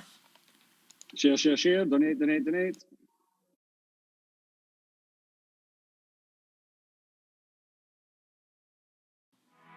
When I was a child, it only took one shot to change my life. I wanted to be the best. Looking back, my journey started from that moment.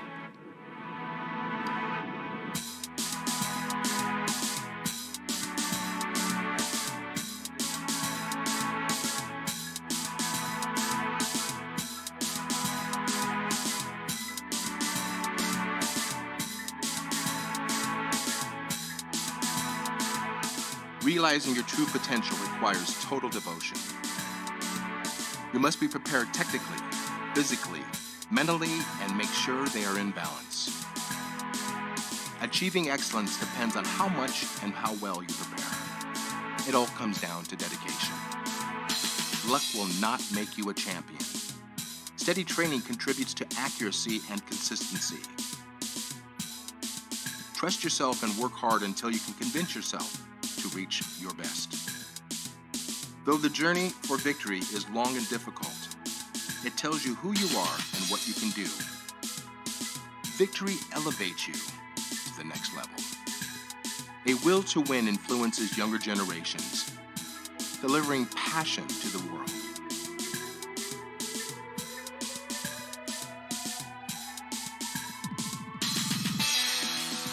Believe in the potential of your intuition. Give your dreams free rein and feel the emotion flow through you. Stay true to yourself to find stillness within. Sharpen your senses. Put all of your intention into the moment of impact. Do not hold back. Just let go. Can you see? Your journey begins here. Quest for excellence.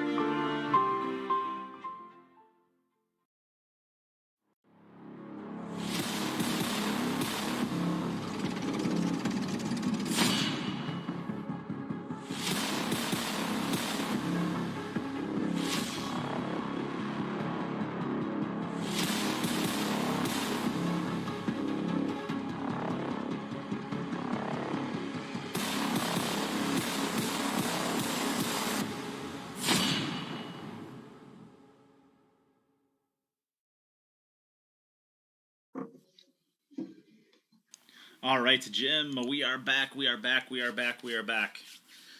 Konrad Yay. taking the first set, but this is race to 2 out of 3 sets, race to 6, and of course, like we said before the break, Aivhan has actually lost 2 different sets in the first set. Yep, he's played 2 matches where he's been 1 set down. He's come back and recovered and taken the match in the end. So he'll not be too worried at the moment. He played okay in that first set. He'll know that if he can, he scratched and had a couple of dry breaks. If he can sort his break out, then he's still well in this. But Konrad will be thinking the same. Neither of them really missed much. Did we have a missed shot? We had one missed 8 ball from Aivhan, but for the rest it was all dry breaks or scratches. Yeah.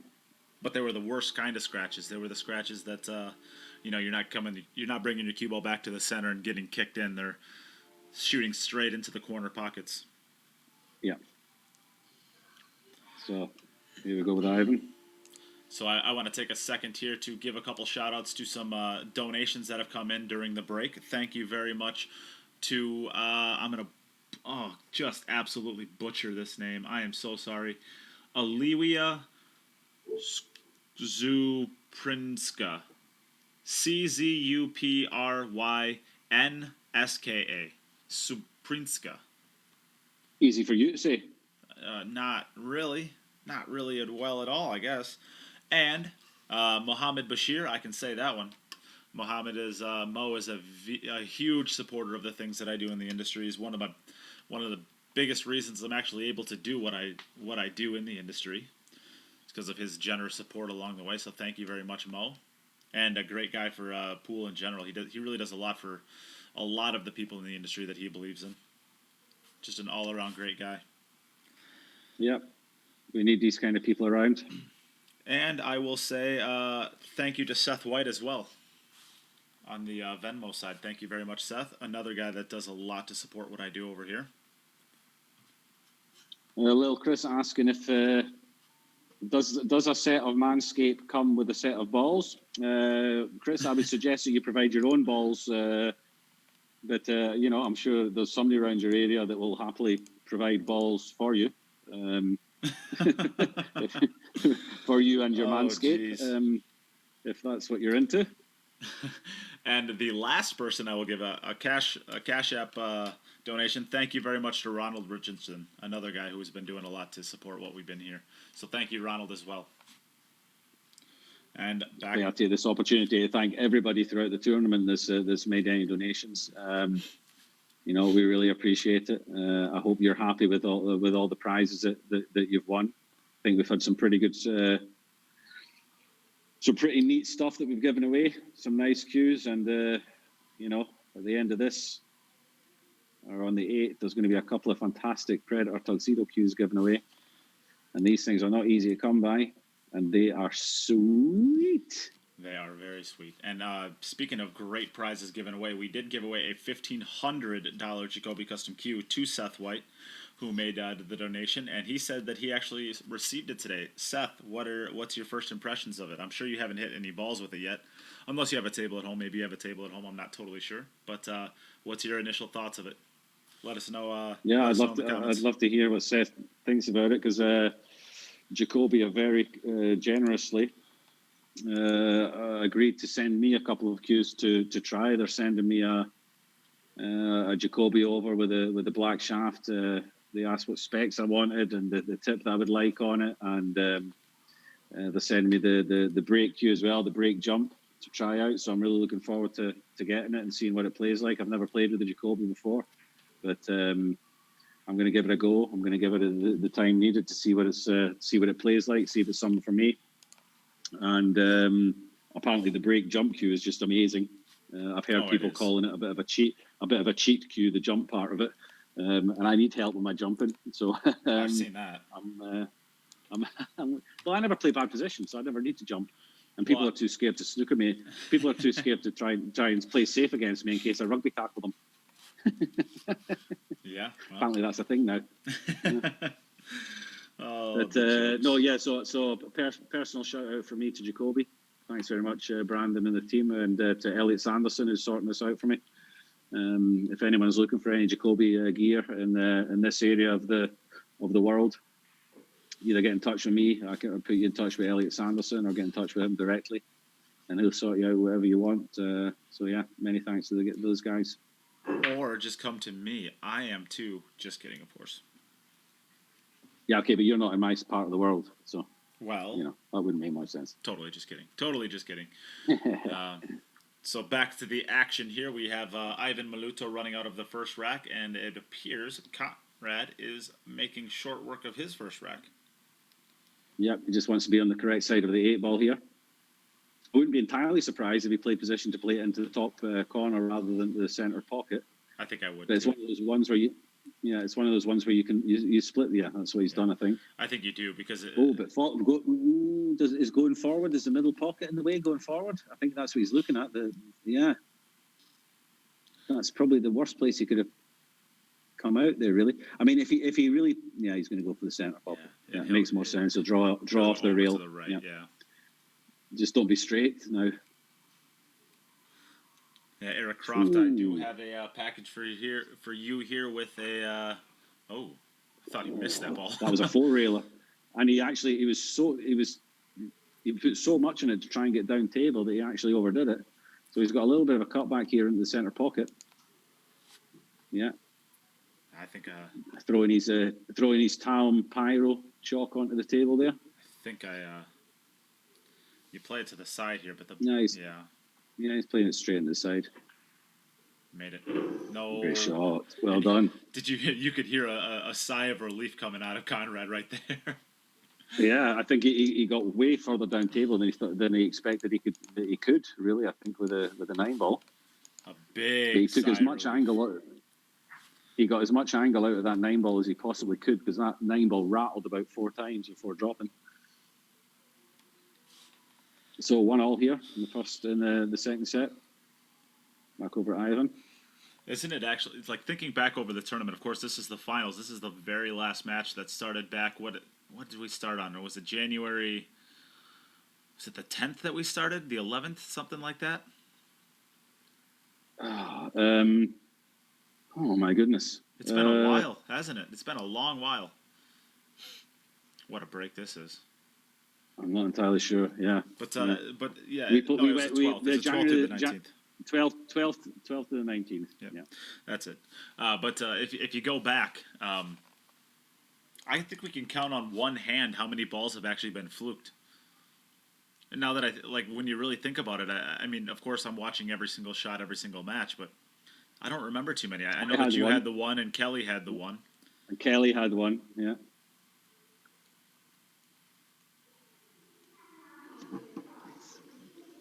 But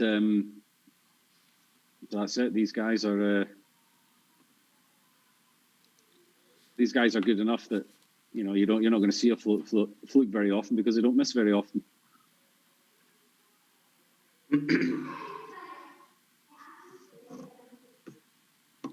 So just come back to maybe around about where he is now if you can.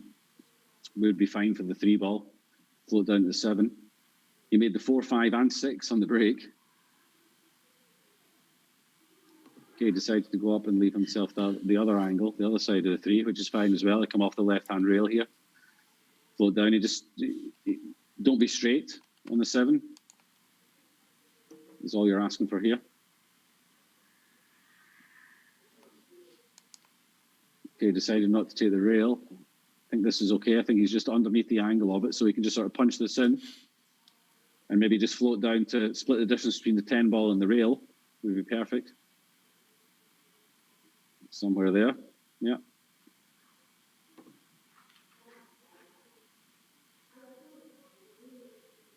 Forward 2 rails, back out. Ooh, just a little bit under hit, but he should be okay.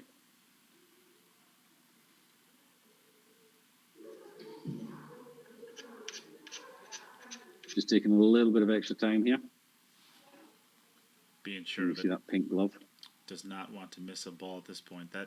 I think any missed ball from this point forward is probably going to cost you a set. And if it comes from Aivhan, it's probably costs you the match. Going to cost them a match, yeah. Okay, back over to Poland. Both of these players are plenty dialed in at this point. Yeah, I think they're in stroke now. They're on it mentally. They're in the competitive moment, and that's going to be dry. And he taps both the 8-ball and the 4-ball. The 8-ball and the 4-ball both hit both knuckles of the middle pocket there and stayed out. So Aivhan Maluto, I suspect have the advantage here. Back over to his camera. I suspect he's going to get told pretty soon that that's the case. He's going to look back pretty excited. But of course, this happened last time. Konrad, I believe, but instead of it being his second rack, it was his third rack. But he still won the set from there. He actually broke dry and scratched in consecutive racks and still was able to sneak out the win in the first set. So, Konrad doesn't feel good about it, I'm sure, but I'm sure he doesn't feel hopeless. He's ready to just get his next swing at the next rack. I've been making sure his balls are all touching each other. If you're playing the slightly softer break, then it's very important that your rack is completely tight. Otherwise, you just don't know where the balls are going to come out. When you're hitting them a bit harder, then it's maybe not quite as important. But for the soft break, when you're putting all your eggs into 2 baskets, shall we say, the 2 middle pockets, then you have to make sure your rack is perfectly set. Both of these players are actually hitting it hard enough to get the 4-railers, though, too. So they are playing 5 balls here. Aivhan is trying to make the 6, 9, 4, 8, and the 5 ball. If you watch the 5 ball right next to the 9, watch it. It will bank up towards the top right where his elbow is. That ball is being played, too, by these players. The 9 ball's going right for the heart. There it is. Yep. 6 ball's going to drop. So these the best breakers in the world are playing at least 5 balls on the break. Yep.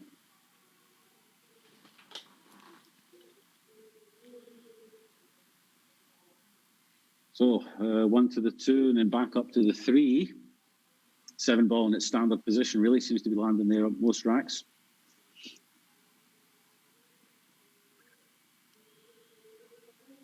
Doesn't really matter where he comes out on the 2. He has both sides of the table available for making the 3 ball. Just doesn't want to get over In position from to the in position from the 3 to the 7 is pretty standard from both sides as well. So well, it could get a little just bit. get yourself nicely on the 2. I don't like going to this rail personally. He's okay, but what he's doing is he's leaving a good position. He's actually going into a dead zone to get back into a good zone. Or if he could just kind of drags that up the table, I think just goes straight to the top of the 3 and the 8 as we're looking at this. I think he's good the whole time. I kind of like that a little bit more. Now he's, I don't want to say he's a little bit funny, but it looks like his draw is right at the 8 ball here. He's almost got to like kind of fade draw it to stay to the bottom side of the 8 ball as we're looking at from the side view. I think he's got angle enough here.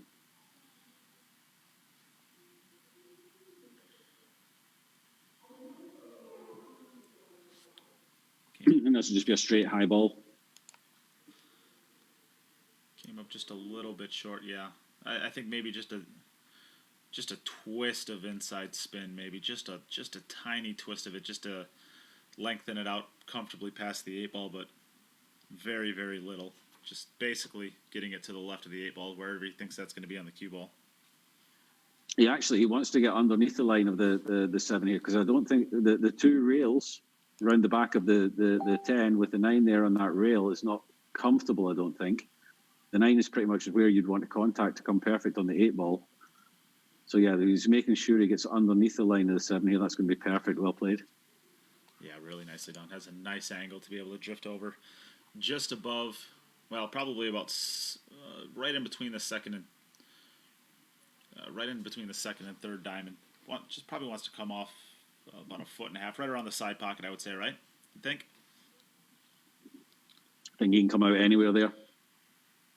You definitely want to be playing to the right-hand side of the table, and it doesn't matter if you're high or low on the 8. You're always just floating it in for a good shot on the 9. Got nice. Yeah, you can just go forward here. He goes forward here. He contacts the short rail pretty much on the center diamond. Yeah, and then just floats down towards the 9. Doesn't really have to be much effect on this. Probably put a little bit of inside on it, but not much, I wouldn't think. You could even draw this off the bottom rail or off the side rail if you wanted to, but I think you're going forward. You're just contacting that. You're contacting that center diamond there. There you go. Across he comes. Now you just punch this in. He'll come off the rail a couple of inches and he'll be perfect on the 10.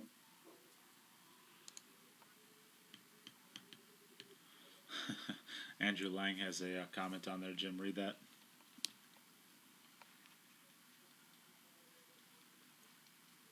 Oh. All right then. Wow. I might have to go and read that. Wow. Are you reading it? I am reading it. Okay, back over to Konrad. The score is 3-1 to Aivhan. But Konrad has this rack in hand. Aivhan has played 1 rack extra. You'll like that one, Jim. You'll really like that one. Am I going to puke again, am I? Yeah, you're going to puke harder than you puked the first time, I think.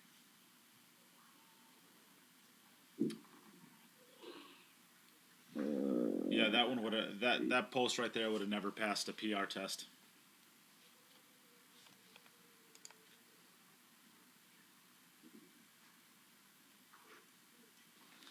But we're here to talk about the VG10 right now.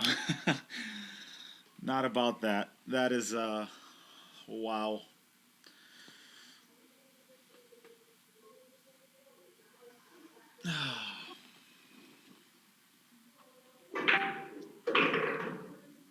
Yep. That's pool, isn't it, pal? Huh? That's pool.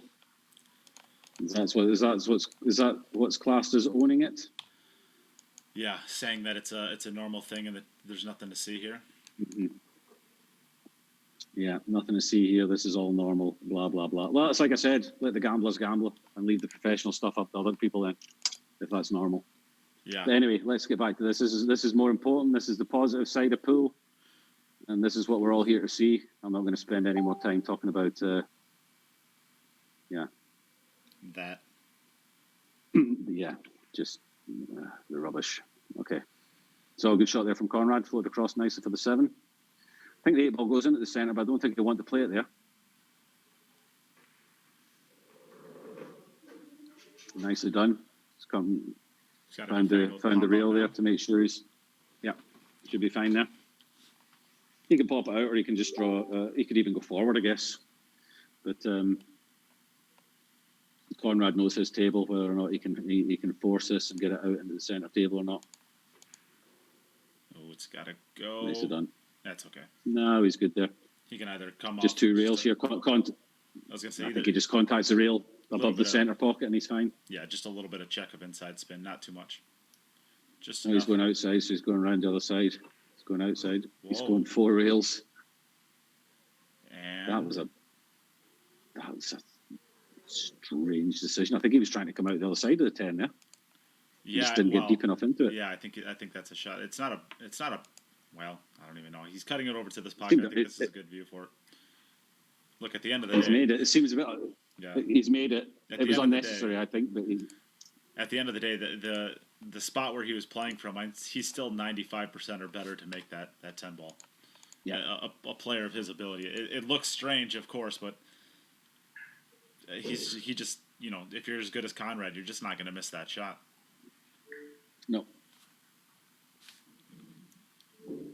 And I will say the leader of the poison jump break queue is still being won by Jay Lataputi with a bid of $100. $100 for that queue. Wow. People, get your bids in, because this. Well, Jay's saying no, don't. We're gonna get a stern talking to from him if we push it from here, aren't we? Jay just got a buttload of new stuff. Jay just got a buttload of new stuff for Predator, and now he wants a poison jump queue. There's a little bit of lag. Don't let him have it, people. Don't let him have it, people. You can't. The guy has just received a couple of $1,000 worth of sponsorship deal from Predator, and now you're going to let him walk away with a poison jump queue for $100. Don't do it, people. Don't let him have it. Jay is going to ring you a new one. All right. Is this? No, that's not dry. No, he made a ball. He made the 4 ball in the center. Saw him walk off the screen. I was wondering what that was. Question from so YouTube. The one of the 2, getting back up to the 3 ball from the 2 is going to be tough here, because he's going to have to come he's going to have to come a little bit thin on the 2, and that middle pocket is big. This is not standard. This might be a case of drawing it all the way back for the 2 into the center pocket.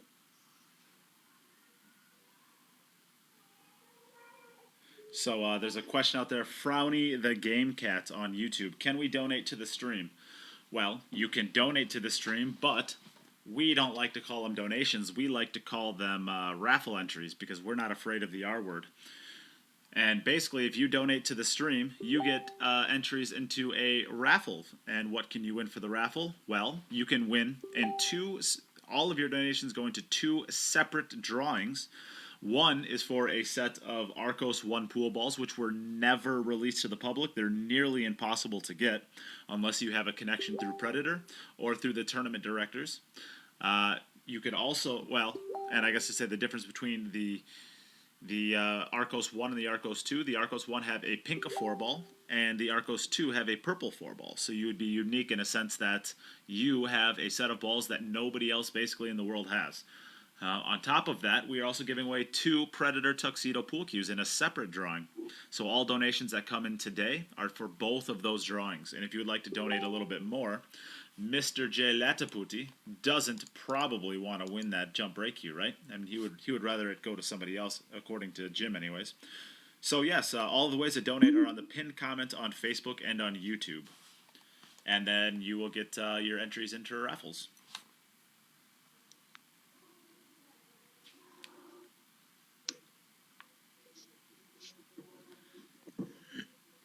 Back to the match, though. We have a 3-2 here. Konrad did break second, but he did have 1 dry break in there, so he is trailing by 1 rack. That's a pretty good stroke right there. He overran. Did he overrun it? No, where does the 6 ball go? He almost has to go 3 rails. Maybe play the 6 ball into the same pocket, do you think? Or maybe 2 rails up into the 9 ball? Where are you playing this ball to? I think I like taking the risk with the 9 ball being there of trying to come behind it, because you will have it in the centre pocket, or you will have it in the corner pocket behind the past the 7. I think that's.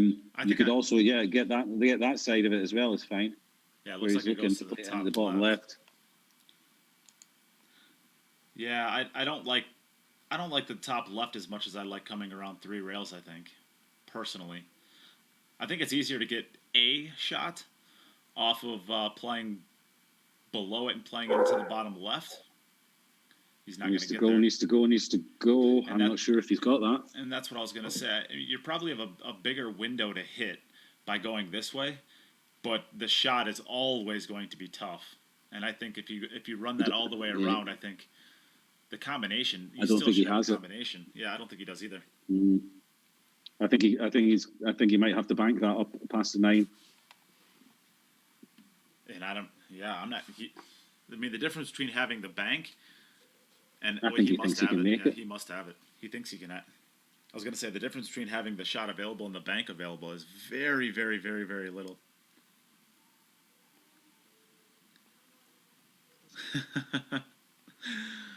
Yeah. Did you see it? You had to have seen the image that Jay made for me on my birthday, didn't you? I did. Yeah. That was funny. That's gonna go. Oh, it just falls. He hit it just in the right spot. spot. This is a nice angle on the 7. All he needs to do is make the 7, and he's going to track perfectly up towards the 8 ball. He made me into Bernie. It was funny.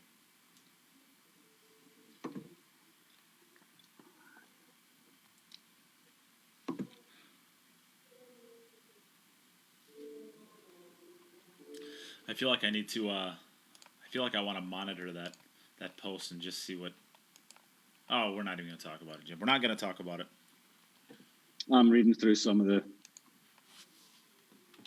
comments, and it's quite surprising how some people justify it. But yeah, it's unfortunate. So that 7 ball goes down. The 8 ball looks like it's just a stop shot, and a stop shot will leave him a perfect angle in the 9 to draw down towards the 10. So he's got out of this rack nicely.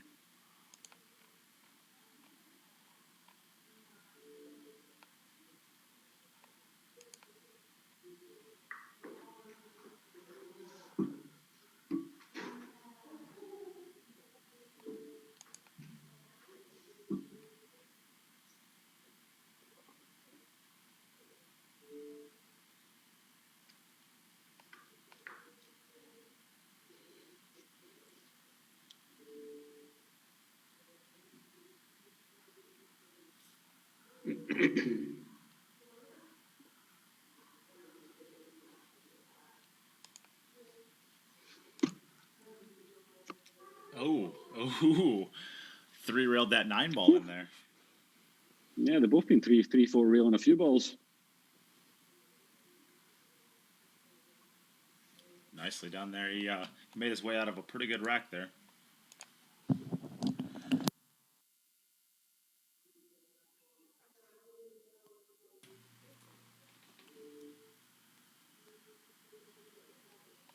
So back over to Konrad. Get there just in time. 4 ball and the 8 ball. So we are 4-2. Where's the cue ball? Where's the cue? Oh, okay, never mind. Oh, that's the 9 ball anyways. Yeah, you just made a Mark White error there. Where's the cue ball? Where's the cue ball? Where's the cue ball? Oh no, that's a 9 ball. Oh, sorry. Oh, Mark's the best. Mark is a great guy. Love commentating with Mark. He's just so passionate about the game. Loves it, doesn't he? Loves it. Well, Penrose Q's wants to win that cue. Penrose Q's makes a donation of $100 to go with the $50 donation. So the new highest bid on the Poison Jump Break cue is $150. Penrose Q's. Your neighbor, Jim. Tom. Good boy, Tom.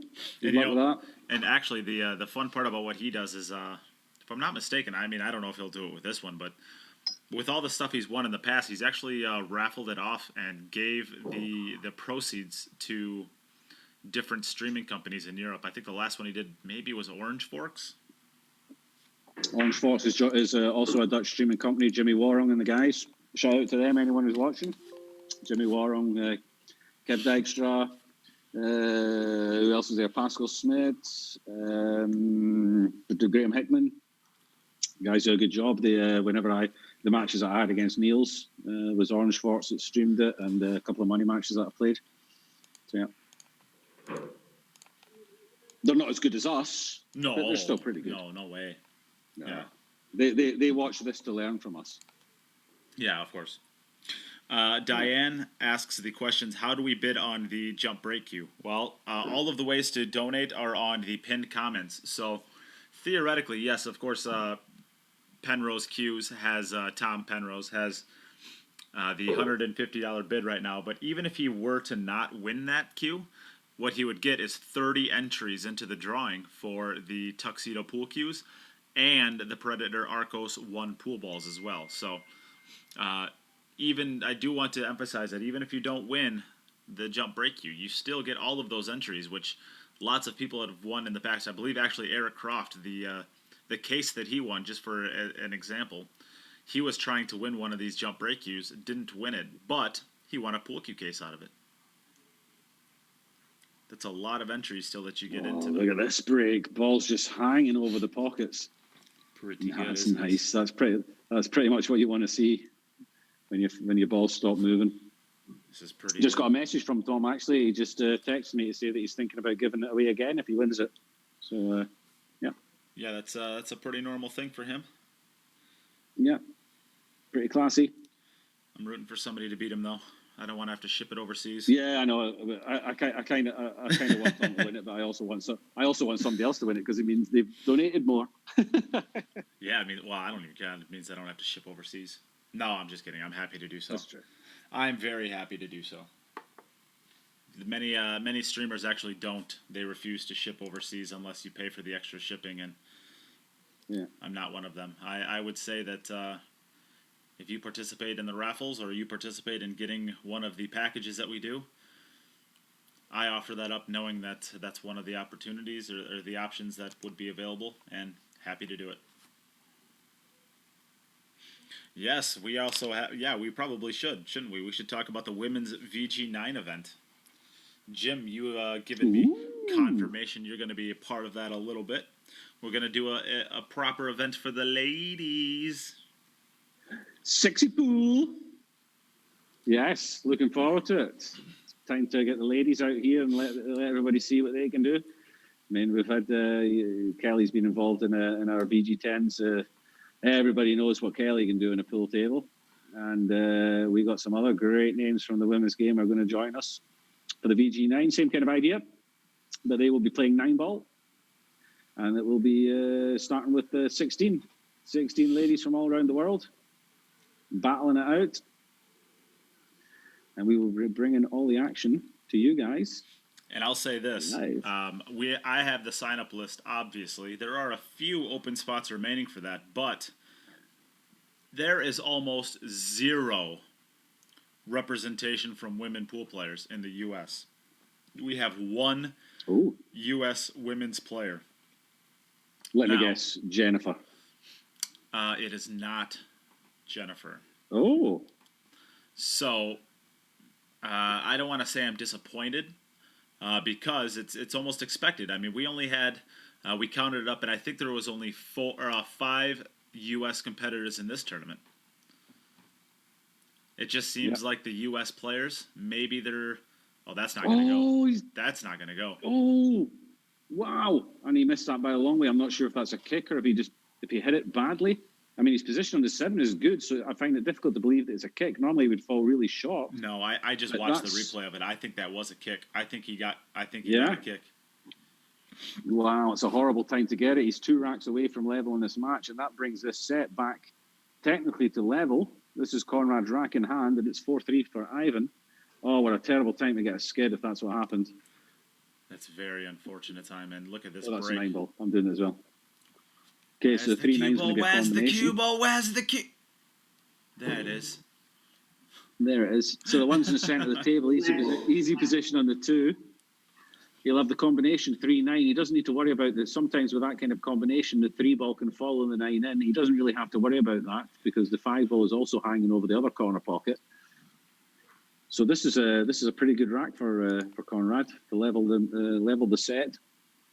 Yeah, in fact, I would say you probably, well, you don't want the 3 ball to fall, but, well, I would say, yeah, It doesn't actually, matter. you do want it to probably. You probably do want it to because if it doesn't go, you could end up getting it just a little bit funny off of that 9 ball sitting like that. He much prefers this to fall. So He's going to play it now. He's got it straight in it, so he's going to play this with a little bit of a draw shot and try and get the 3 to go in as well, probably.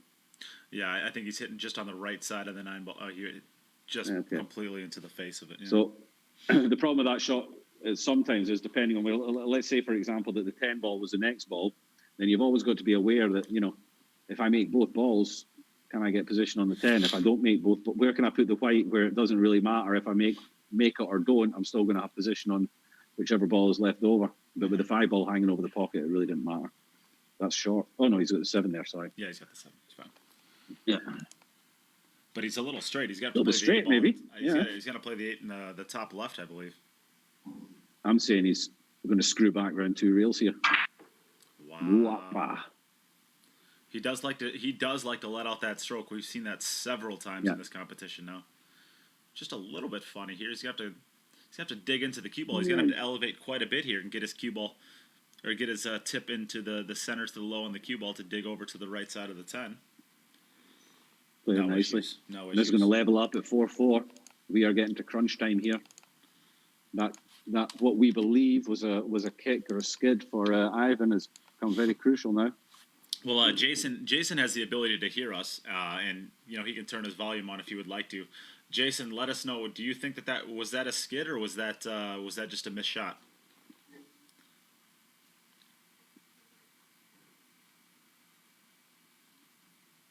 And maybe he's not listening right now.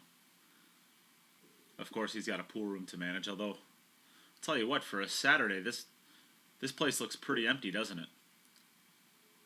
They're all sitting down watching Aivhan now. Well, I mean, yeah, before all of the pool, and maybe they're not even renting them out because of this. Yeah. That's possible. What a break this is. How good is this break? That's nice. That was pretty good. His 10 ball floated down there again, so I'm not sure if he got his rack set properly there, but he's good. He's sitting fine.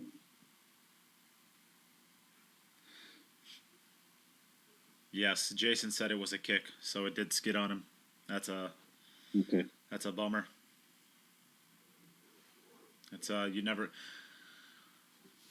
want to see that the set of balls that they're using there. I personally have had problems with in the past, and I'm not even a huge fan of that set of balls because I've always found that I have more kicks with that set of balls than the other. Well, let's say it's competitors, but You want to get yourself the Talon chalk, then you get less kicks. no, we don't care about that. We care about Kamui chalk. Never tried it. Maybe you get less kicks with that as well. This is a Kamui Playoffs, Jim. We can't promote other chalk. What are you doing?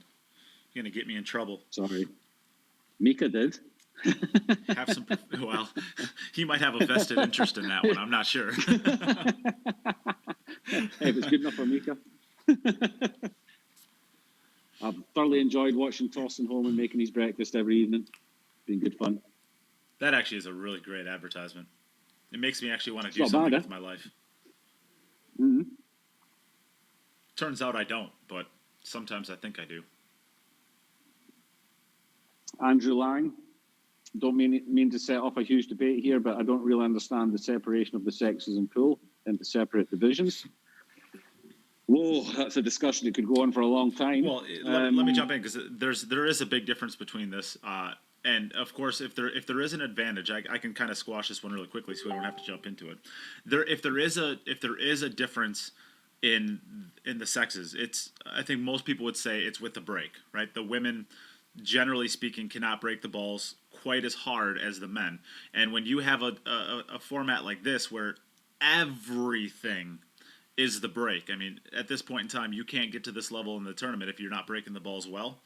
It's a huge disadvantage to the women to give up a lot on the breaks. And because of that, the women can make up for it by superior pattern play and superior shot making abilities, which a lot of them can and do. But that doesn't do you any good if you can't get to this table. And the 10 ball is a hard game to break, so it's just too big of a disadvantage. We got to make it for the women so that they have their proper chances too. Sorry, Jim. No, I mean, it's a discussion that goes on for a while. They have it they have the discussion here with pool, they have it with snooker, they have it with darts. Is this Troy? They're not. No, he's got a ball though. No, he's got a ball. No, he made the 8 ball. They're not considered to be physical sports. So why is it that, as far as quality goes, the women are not able to, in general, keep up with the men? And I mean, I read a study on this kind of thing, and it's also a mental thing. Men and women are obviously wired up differently, and women have less, or let's say, a smaller percentage of women have the competitive gene in them, which, yeah, they're less kind of, I don't know how to explain this. As far as a game that's purely mental, women are at a disadvantage. According to this one study that I read, when competing against other women, then it balances itself out, and you can still have they can still be very, very competitive. But with the likes of darts and with pool, snooker, they are, according to the study, at a disadvantage. Also, because these are generally, we're talking about games that are played in bars and in pool halls, you just have less girls that are willing to go and play at a young age, Yeah. Or perhaps even less parents who are willing to let their young girls go and play at a young age, whereas the guys seem to be able to start a little bit younger. And there's just less at play. Yep. There's less at play. There's a question: why are the Chinese the dominant force in table tennis? Yeah, because there's a hell of a lot more of them that play it than any other country in the world. So you're going to have a higher percentage of good ones, or you're going to the ones that do come through that are good are going to be really good. That's got to get going. I got just past the 50-yard line, so this is going to be a little bit of a tester again. But he's already had this shot 3 times now. Yeah, occasionally you get the occasional one that comes through who can compete with the men, and beat them. And now we're seeing that beat them. Yeah, I would say. But then they are. Chen is just about a top 40 pool player in the world, not just for the women. She's a top 40 pool player in the world. Correct. So you do have a small percentage who are pool players like the rest. So it's not about men and women. They've gone through all the same system as the men. They've had the same opportunities. They started at the same age. They had the coaching. But there's just not so many of them.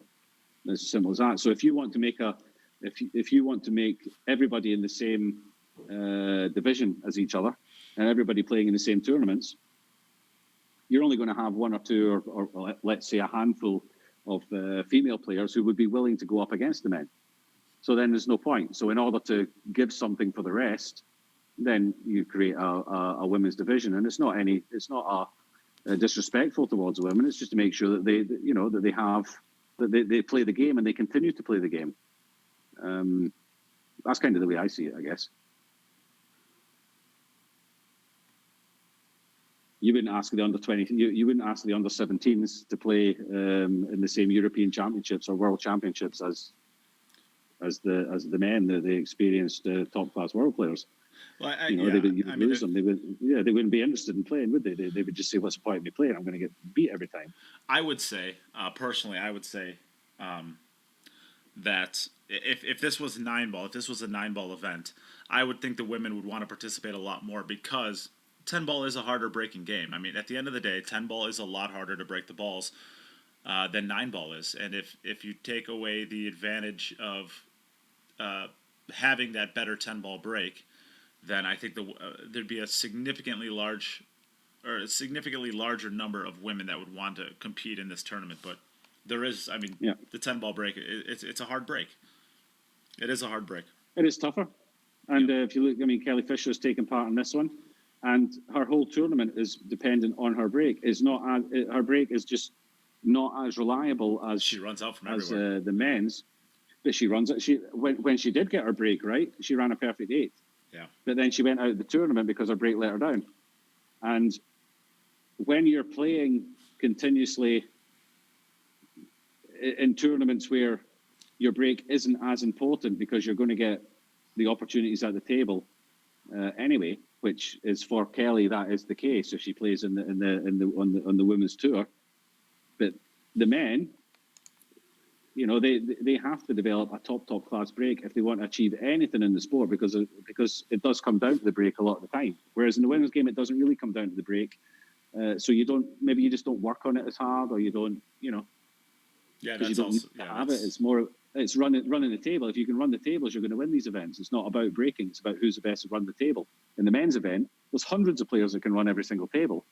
But if you're not getting the first opportunity, you're going to lose your matches. Yeah, that's kind of the difference. Yeah.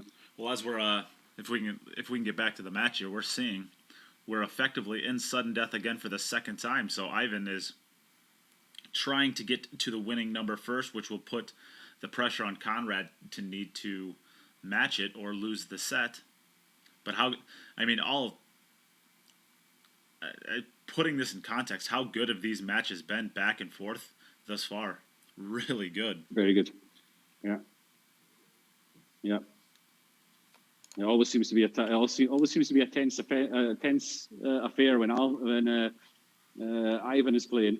It's never. He's always in a battle. It's great to watch, and he handles it really well. Yes, he does. So of course, this is going to be the finals. So, well, let's see his 9-ball here, and then we'll talk about it. He's going to draw straight back here. Just doesn't want to overhit this. Nicely done. Just good enough. All right, this is going to be your last opportunity to get your entries in for these 2 Predator Tuxedo pool cues. So we're going to be doing the drawing in 2 days' time, and today is the last day. If you have not gotten your entries in and you want to try to win these 2 Predator Tuxedo pool cues, you are running out of time. All right, so back over to Konrad. Here they are again while we wait for him to ready himself. Jason Newby says there's only 30% of the pool hall is actually working at the moment because everybody's watching the finals. So that's why it looked quiet. Everybody's decided to sit down now. Oh no, where's his cue ball? Where's his cue ball? Oh my goodness. Oh, that was a terrible scratch for him. A terrible kick. This is going to a hill decider. Is that the end of the set? And I missed that. Oh, and it was a bad one too. His 4 railers. It's one of his 4 railers. Oh no. Ladies and gentlemen, this is not your final opportunity to get your donations in for those wonderful cues, because we are going to a third and final set in the final of the boys in VG10 2.0. Just what we wanted, Nate. I'm a happy man. That means I'm going to crack open another bottle of wine. Wowzers. Oh, man. Unbelievable. My heart breaks. My heart breaks for Konrad. Of course, we want to see Hill. We want to see as much pool as we can, but oh, man, that's the worst way for it. Oh. All right, well, we'll have to take advantage of this by watching another set. Bummer, huh? Oh, crap. You're not done with us yet, everybody. So we're going to take another small break away, run a few advertisements, keep those sponsors happy. Please share the stream if you have not done so already. And if you would like to get a donation into the stream, you can do so as well. We are giving away 2 beautiful Predator Tuxedo pool cues, which we were just talking about. We're also giving away a set of Arcos balls. So those are 2 separate drawings. Your entries get you into both of those. Other than that, like I said, please share the stream. It is the smallest thing that you could do to really help out what we're doing over here. And Jim, you excited for this? So we do another set? Let's do another set. Let's go hill in the very, very finals of the VG10 2.0. Woo! All right, enjoy watching Thorsten make his breakfast one more time. And we will be back very soon. Share, donate. One more set to go. Hey.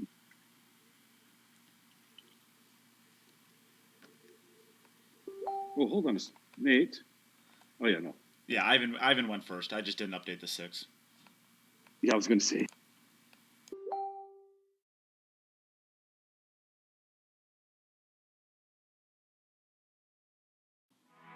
When I was a child, it only took one shot to change my life. I wanted to be the best. Looking back, my journey started from that moment.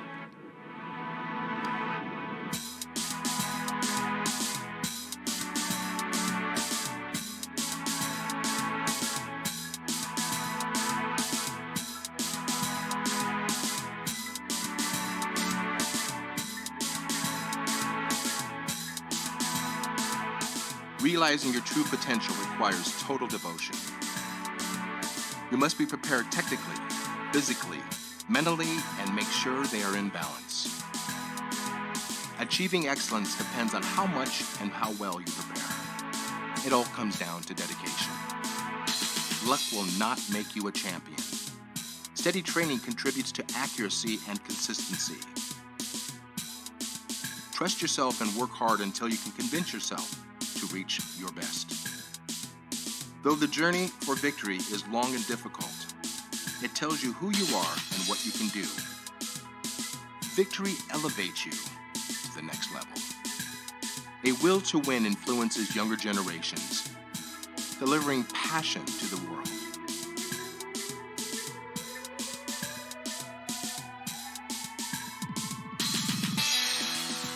Believe in the potential of your intuition. Give your dreams free rein and feel the emotion flow through you. Stay true to yourself to find stillness within. Sharpen your senses. Put all of your intention into the moment of impact. Do not hold back. Just let go. Can you see? Your journey begins here. Quest for excellence.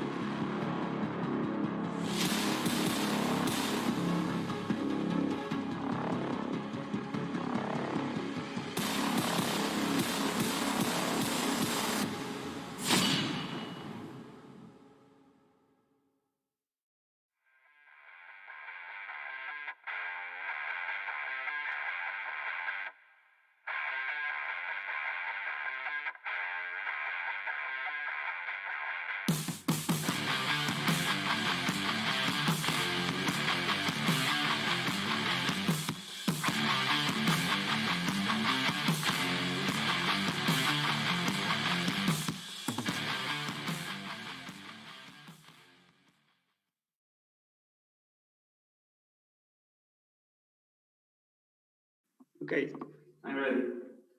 All right, we are back. We have both players here. Konrad is racking his balls, getting ready. We have Ivan here, ready. All right, Konrad, we will give you the coin flip on the hill. Would you like to call heads or tails? Oh, again? Okay, heads. Hey, Siri. Flip a coin. It's tails. Tails. So, Aivhan, would you like to go first or second in this deciding match? He's always gone first, so I expect he'll go first. What would you like to do, Aivhan? Would you like to go first or second?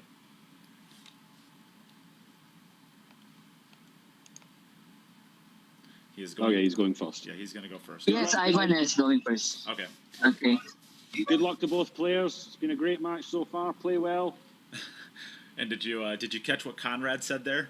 Oh, we got to flip again. Clearly, he's been so dominant he never had to worry about Hill before. Certainly not against me. It just shows how good he's actually been playing. I mean, it's taken everything from Aivhan to give Konrad this match, and vice versa. I mean, both of these players are playing really well. Yeah, it's been a great final so far. Let's hope that the final set lives up to it. It'd be great if it went down to sudden death. Oh, I don't know if I can take it. I get too nervous when that happens. Oh, mate. That's what we want. That's what we're here for. See these guys sweat.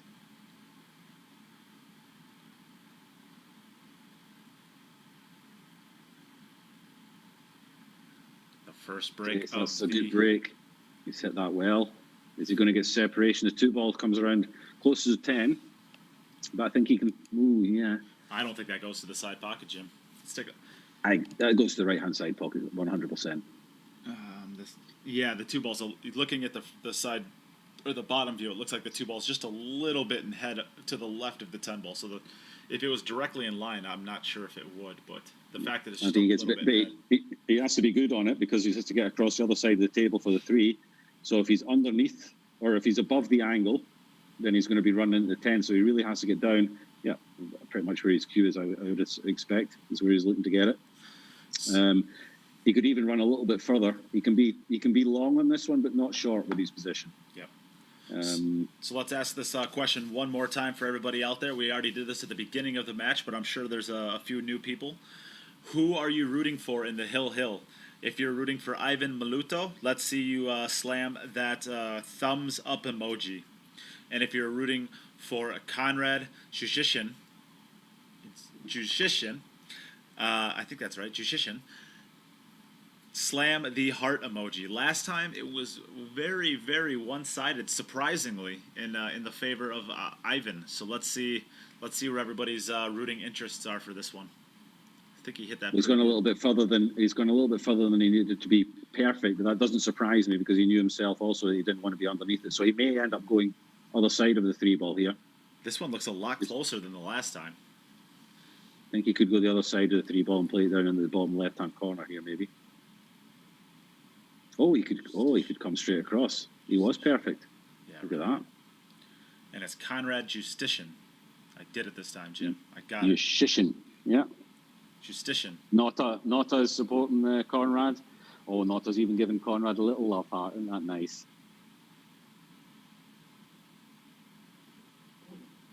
She's always rooting for her Europeans. That Nata is. Everybody out there. Malabagio. I'm sure I pronounced that wrong. Malabagio. But Malabagio. But get your sharer above your name. What are you on about? Yeah, this is Hill. This is Hill, everybody. This is people are going to want to watch this one. Please share the stream. Help us get it out there. Even if you've already shared, share again. These guys are potentially 6 racks away from the biggest prize in virtual pool. And in these times with the whole COVID, when these guys they're unemployed at the moment. If the pool players are not able, professional pool players, if they're not able to play tournaments, then they're not putting money in the bank account. They're not putting food on the table for the families. So this is a big deal for them. Yeah, this is $5,500 for first place here. $3,500 for second. Real money is being played for here. This is not your grandpa's virtual tournament. This is my goodness. And that was a miss. There was no kick there. He jumped right up off it, and that was a standard shot. You can see this is going to start happening. They know it as well. I mean, Aivhan's playing there, and everybody around him, all the tables have stopped playing. Everybody around is watching him. So. No, Jim, I think that was another kick. I watched the replay. I think that was another kick. Yeah, normally the reaction tells you he seemed more upset with himself than he did with the equipment there. Okay, it's a good break from Konrad.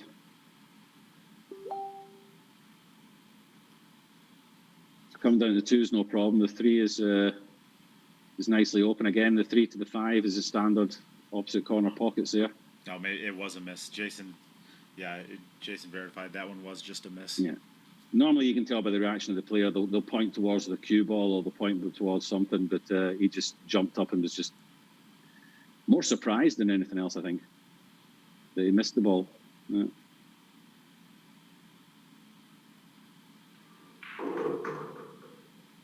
Okay, so Konrad's come a little bit, he's come straight on this. He's going to have to draw it straight back. Just done nicely. Okay, so this will be drawn straight back as well to play 7 in the bottom right-hand corner.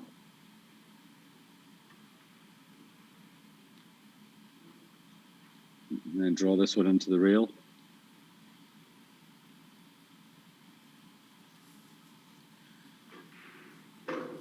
Nicely done there. And then draw back again for the 10. It's been nicely done by Konrad. That'll have given him a nice little boost there to see that that Aivhan missed the shot there, whether it's pressure or whatever. But that'll have given him a bit of a boost. So Konrad good start for him. Konrad now has the ability. He controls his VG10 Poison Q's VG10 destiny in his own hands.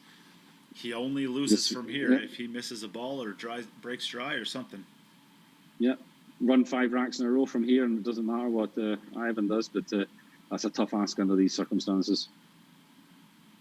Oh, low, Chris. Aivhan needs to keep the pressure on him. He needs this rack to keep in touch with him. You don't want Konrad to feel like he's got a free swing at things. You need Konrad. He needs to be making sure that Konrad feels he has. the cue ball? Oh, he's scratched. No. This is all going a bit pear-shaped for Aivhan. This is what I was talking about. Konrad will feel now that he's got a free chance here. Oh, wow. And his break just hasn't been as consistent in this match as it has been throughout the tournament. He's not been hitting them square. I mean, that's there's been a number of times now he's been floating towards that corner pocket. And he's taken a lot of time to think about this one. He's really, and I think that's good. I think he's trying to keep himself in perspective. Maybe he's trying to calm himself down. There's a lot of pressure, a lot of money being given away for this match here. He just needs to keep himself in context. And Konrad hit his break perfectly square. Now, I'm not sure if is that the cue ball that's in the corner where the 5 is. If it is, then his rack is nicely open because that okay. Yep. So again, this looks pretty open. The 2 to the 3 ball looks to be about the only work he needs to do here. If he gets on the correct side of the 2, which he has done, then not really an issue here. I don't think this is going to take too long. Konrad's got himself in a nice flow just now. Wants to get all the way pretty close to the rail. No, I think he just gets in it, and then he can just stop or draw back against the 9 ball, maybe. Managed to avoid it. I think he might have been trying to get under there. Maybe not. I'm telling you what, he's feeling good right now. And it's go around the back of the 9 here. Yeah. We've seen Konrad when the pressure is off of him and he's just able to swing. I mean, this guy doesn't make mistakes. This is a little bit funny now where he's come here because the 7 will not pass the 8 ball, I don't think. He's checking it. He can go forward. I think if it doesn't go to the side pocket, he can go forward and play it to the other middle pretty easily, I think. It goes by the 8. It goes by the 8, but he's not playing that. I don't think it did go past the 8 or he would have played it. So he's going to be contacting the 8 here when he makes the 7 in the bottom left-hand corner, I think. Well, I think he can actually... This isn't the easiest shot. I think he can actually play both of these shots if he wanted to. As a little bit of insurance. Contacts the 8. Now he's going to have to thin cut this with a lot of check effect. And he'll catch the long rail, short rail, and the white will check up in the middle of the table. There you go. Probably the same position for the 10 ball, I think. Basically the same exact line, 2 rails, same spot. You know, last time I had a shot like that, he played a 4-railer. Yeah, right. He did, didn't he? And got worse than what he got right here. And he hit that one with authority. 2-0 to Konrad, and he's in firm control of this. Both players have played 2 racks. So he'll be feeling good about his chances now. This is a must. This is a must-run rack now for Aivhan. Absolutely. Absolutely it is. And coming into this match, of course, a lot of people probably or maybe have never heard of Aivhan Maluto. And I'm telling you what, the guy made a name for himself. He has been absolutely crushing it in this tournament. But Absolutely. Yeah. when you're a player who's kind of making your way onto the scene and getting yourself into the discussion with some of the best pool players in the world, these moments are very, very, very difficult to grind Cue ball through. You didn't catch that one in the centre either, but you got away with it. Yeah, you know, you're always going to have these situations, you know, and it's personally for me, I'm delighted that you know, that we've been able to provide a platform for somebody like Aivhan to let people see what he can do who perhaps haven't seen him play before. I'd never seen him play before, heard of him before, but I'm very impressed with what I've seen, and I'm delighted that he's been able to use this platform to show off his talents. I was going to say maybe I don't like this. No, the 2 to 3 is not that hard. No, I think he's looking to try and make it easier when it's unnecessary, and he may in turn end up making it tougher for himself.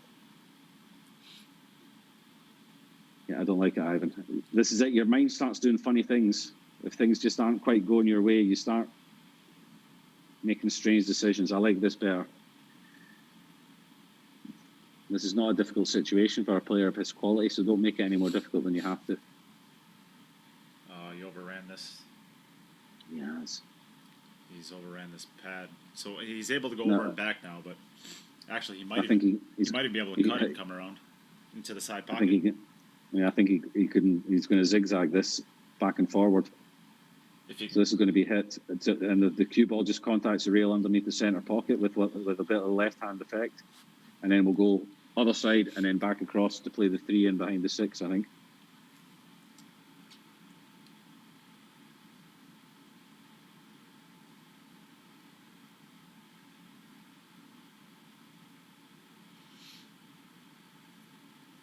Nicely done. Great shot. Don't be straight. No, he's okay. He's okay. Good there, I think. Yeah. Really nicely done there. Now he's got himself in line. Now he's got himself. Okay, so you've done the hard work. Just don't take get lazy a moment. on the 6 ball. Exactly. Take a moment and make sure you run the rack, because this is a must. I think you're probably going to have to use the 10 ball to stop your cue ball and for the 9 ball, unless you can get straight enough you can draw above the face of it. This is a shot right here. This is everything in this match. I mean, even if he's able to execute this and run out from here, it still might not be enough. But if he wants to have any chance, well, if he's looking to get position underneath the 9 ball, then he's asking for trouble, in my opinion. I don't like it. I like staying above the 10, and like you say, you can run above the 9. Yes, there, and you can run into the 10 if necessary. If you get straight enough on it, you can probably draw across the face of the 10. Yep, that's what I like. I don't like messing. That 9 ball is a very big ball if you're trying to get underneath it. And when that's a good shot. And when on top of that, when you're a little tight because you've missed a couple balls and you've broken dry. I mean, it's easy. He's played that shot almost. Yeah, he's played that shot almost as good as he could. Really, I don't think he even needs to mess with the 10 here. I think he can draw straight back and play the 9 into the right-hand centre. Overdrew it No, it's perfect. No, he just runs through here and he's perfect. Oh yeah, he's okay. I thought he had a little bit more angle than that. In fact, he needed to create a little bit more angle than he needed to, but still okay. This is a ballsy run out, and he needed it. Well done. Not leaving anything up to chance. He drilled that one home. Yeah, making sure Konrad needs to keep running. 2-1 the score. Yeah. in the Hill match. Konrad can still make one mistake in the next 5 racks and be our champion. Well, he can still actually make 2 and still be tied. Well, then he's in a playoff, or the sudden death. These balls look quite well. The 2 ball. Ooh. Now, if he can't pot it, if he can't get positioned to, I think it goes to the right middle is where it's going to be played. I think he'll. Yeah. I think that's where The left, you play it to the. I don't. Yeah. I don't think you try to hit that window. I think you just play it to the right middle and follow underneath the 10 ball over. I think he believes that he can play it past the 10 into the bottom right corner. Yeah. So oh no, he's looking for the gap there to get in between the 5 and the 7 to play the 2 into the right center. I just like going the right side of this and coming through. Hitting this window is just. Oh, he hit it really good. He hit it really good. Now he's got to get through it again to get top side of the 6 so that he can play the 3 ball. I think he draws. He's going back through that window again. That's not going to do him any good. Is that? That's okay. I think he's on the 3. Yeah. No. Now he's got choices here. He can just draw straight back, just using the rail where the 3's on, or he can go zigzag and use the second rail as well. I like using the second rail. That's what he's done as well. Wow. Yeah, and this, I mean, when you haven't quite had somebody apply a lot of pressure to you, you're able to really just kind of swing away, and that's what we're seeing right here. He's really hitting the balls with a lot of confidence. I do want to give a shout out really quickly. We had a very generous donation. Peter Fasalis, thank you very much for your very generous donation. And right as I say this, we have another donation coming in, James Bruni. Thank you guys for your support. And of course, you are getting entered in for the drawing to win these 2 beautiful Predator Tuxedo pool cues, as well as a separate drawing for a set of Predator Arcos 1 pool balls. So we're going to be giving away about $2,700 worth of gear in the next day, or I guess in 2 days. So not bad, eh? If you'd like to Kelly Fisher's just go ahead. Kelly Fisher's just joined us and watching. I'm sure she'll be maybe just take a couple of days off, and then she'll be practicing her 9-ball break, getting ready for the VG9.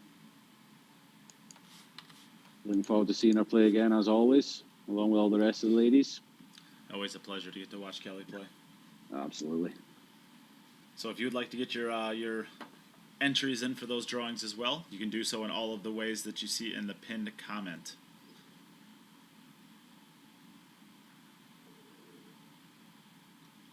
Back over to Aivhan again.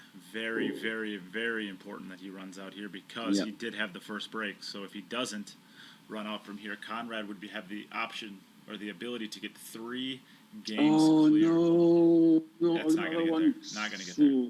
Not going to get there. Holy moly. But look at the 10 and the 9. I think that's... No, I think the 9-ball passes the 10 in the bottom left-hand corner. Oh, if you look at the side view, it's close, Jim. It's really close. Take a look at that. Oh, you and your side views. Take a look at it. It's real close. It's close, isn't it? I'm going to say really it does close. pass. I'm going to say it passes. Ryan, Dollar? Well... It's only $1. Yeah, of course. Are you actually of course, measuring come it on. All right, come on. with a pen on your screen? You're measuring it with a pen on your screen No, I for got a $1 compass bet. out. I got a compass out. I'm measuring. You're so cheap. I'm measuring the stars right now to find out if that ball goes with my compass and my telescope. Oh no! It's not about the dollar. It's about the pride with you. All right. It's just about you just don't want to lose anything to me. No.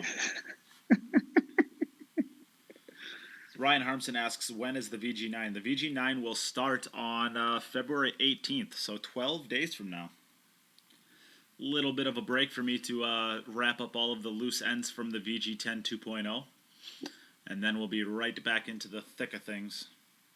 Send away your 100 packages to all the people that have donated. Oh, so many. I chatting to Nate earlier on today, and we were on a video chat, and he let me see the room where he's keeping all the the product in. What a mess! There's just queues and everything all over the place, and those packages made up. And I'm telling you wow. what, it's actually very organized. It looks like a hurricane came through, but everything is actually separated out. There's just so many packages that are going to be going out. That can I just mention something very important? Shut up about your dollar. I'm about to win $1 off Nate Mindham. Maybe he's going to cross it. Maybe he's going to cross it. No, I'm winning $1. Well, he's got to make it. That's $1 you owe me. All right, fair enough. All right, over under 1.5 balls on Konrad's next break. You're saying, over under 1.5 balls. I'll take the under. All right, I'll take the over for $1. All right. Conrad just sent me a text message saying he's got some added pressure now. His battery is so low on his side camera, he thinks it's going to die. Can we disqualify somebody like when they need one rack? Oh, yeah, we have to, right? Yeah, we have to. We have to stick to the rules, eh? Yeah. So I'm on the under on 1.5 balls for $1. All right. Oh, the 8 ball got kicked. Come on, something fluke. I'm pretty sure that's $1. $2. Oh, $2 for Jimmy. I'm just rolling in money from this VG10. This is gross. All my prize money and all the bets I keep winning against you.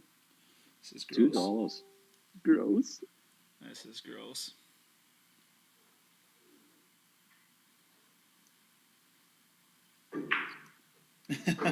Ryan Harmstead says, shout out to all of us donators who aren't getting any packages.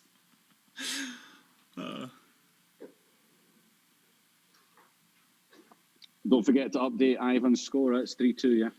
It is 3-2. I already updated it, Jim. No, you didn't. I'm sitting here watching it. We'll wait 20 seconds and then say it. Bet you $1 I updated it.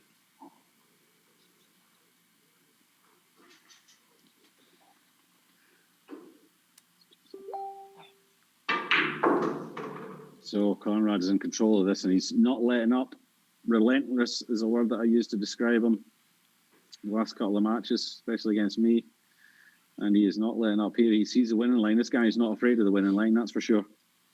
No, he is not. Let's so he's got a choice. He could go forward here and come back out, or he could screw back just for the centre pocket. I think he's decided to go forward. And let's use this side view while we still have it. Yeah, before his battery dies and we have to throw him out of the tournament.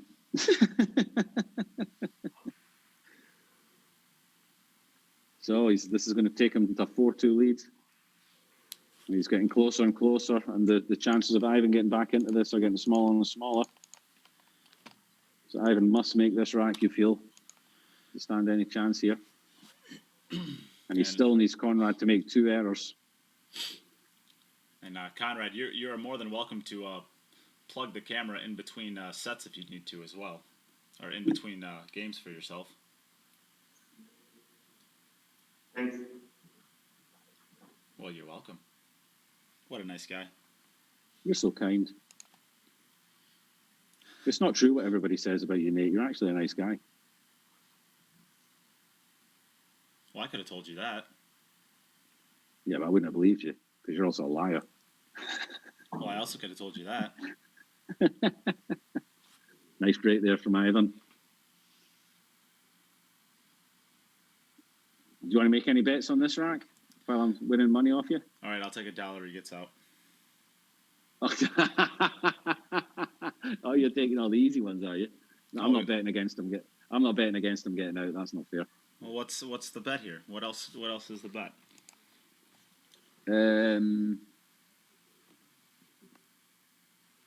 Which pocket he plays in 10 ball in? Bottom left or bottom right? You can choose. All right, I'll take bottom right. You taking bottom right? Okay then. For $1? Or do you want to go double or quits on your $2? I'm so confident I'll take 3 if I needed to. I've only got 2. $1's fine. $1's fine. Ooh, that was a funny looking stroke he put on that one. It's come out okay though. Well, he just has to get off this bottom rail. You don't want to even get to that second rail here. You only want to come off the one. You get to the second one, you're going to get really close to getting hooked on the 9. So he just uses the one rail. We just have to concentrate on this one. These diamonds, playing them in the middle pocket from a bit of an angle. Pockets can look quite small, and that's the one thing you don't want the pockets looking small in this kind of situation. Nicely done. Hit that with confidence. No doubt. No doubt at all. You know, Jim. So the most important thing about this rack is what kind of position he leaves himself on the 9 to find out which one of us wins the dollar. Well, I would say out of all of the $1 bets that we've been making against each other, I honestly don't think I've ever even been up $1. I think I've always been chasing. You've always been chasing, but you've always got it back to quits. I don't think you owe me anything, do you? I don't think so.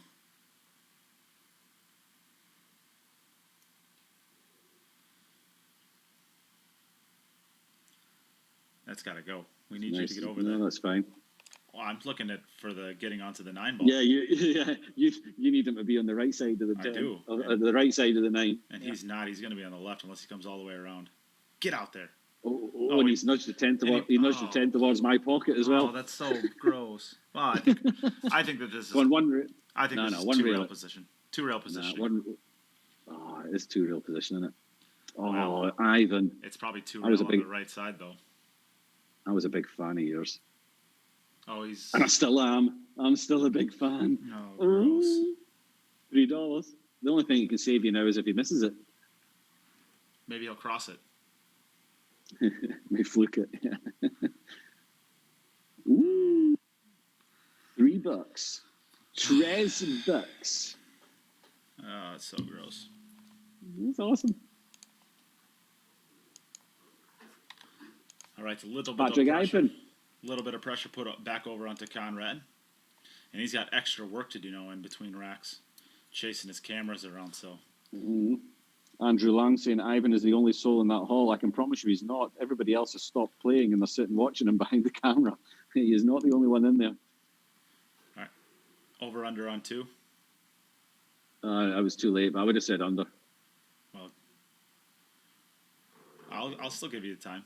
We're good. Well, it's a normal bet. We'll count it. All right, $2. No!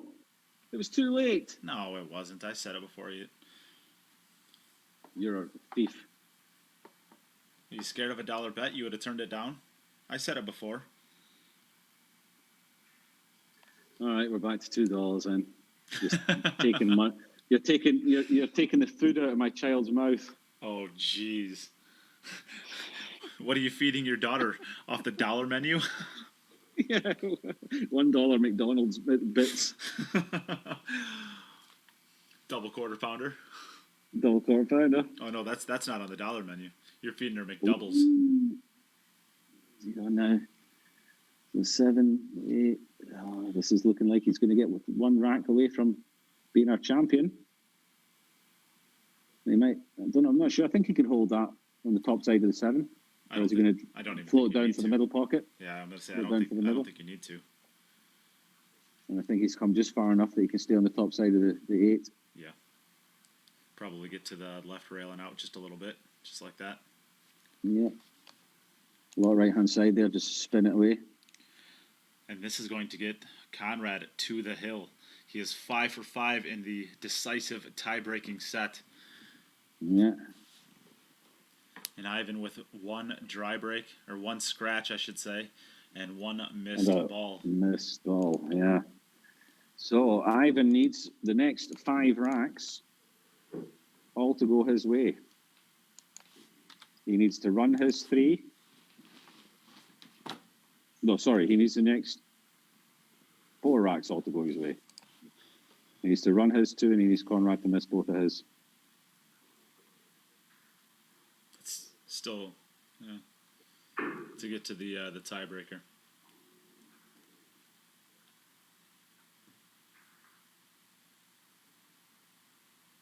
One ball's down. Okay, so it's a good start for him. He's making balls on the break. It looks like a pretty open rack from there. He made the 1 this time, so he's transitioned from the 1 to the 2 to the 3 is made easier now. He can just take his ball in hand on the 2 and float up for the 3. 4 balls come around about the same area again. Looks like it's on into the centre, or probably play the bottom right hand. I'll take the 10 ball to the bottom right. You're taking 10 ball bottom right. Where's the 7 ball? Oh, that's a bad bet for me. Any bet that you have with me can't be bad for you, Jim. Okay, I'll take the 10 in the bottom left then. Just because I'm a nice guy, even though I know that I've lost the bet now. You could take it to the middle left. Look, we both know he's playing that 9 ball, and then the white's coming by the short rail around the back of the 10 for the 10 into the same pocket. We both know that's what's happening. There's a situation where it doesn't have to go that way. He could get straight in off this the 7 ball.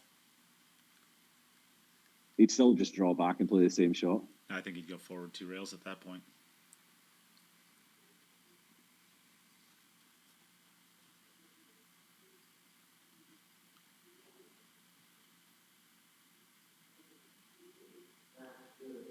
And this could be that.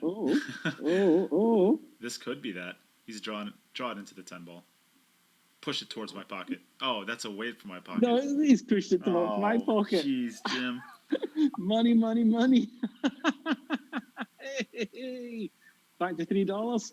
Oh, man. I hate money. You suck at this. I want to gamble against you some more. I'm going to come to the States just to gamble against you. I hate money. So, anyway, enough fun and games. This is the first rack That with the Konrad possibility can to win end this match. Yes, Yep, no more fun and games. I will accept We are my at the $3 point. loss. Yeah, we may be Konrad, if you about could, to watch the final rock. Konrad, your side camera is not on. Yeah, but I can connect. I can't connect. Oh, you can't connect. I don't know why. I try again. Of course, this is the reason why. I know that we have joked about disqualifying him, but this is the reason why we enforce 2 cameras, so that if we do have a failure with one of them, we still have the opportunity to play.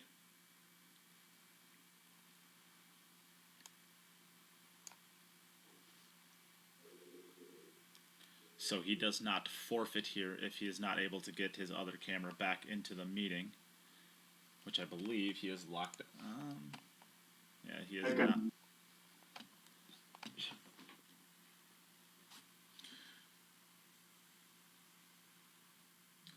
All right, you're good, Konrad. You're good for this rack.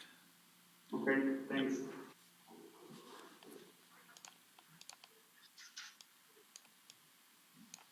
Okay, so potentially the final rack of the VG10 2.0. This is Konrad. Juszczyszyn. Oh, 9 balls with down. a pretty open rack for $5,500. $5,500. Better than a Euro Tour. The largest prize pool in virtual pool history. And we're down to potentially the final rack of it. We're down to potentially the final 8 balls. There is $9,000 being given away between these 2 players in this match. And they're fighting for $5,500 of it.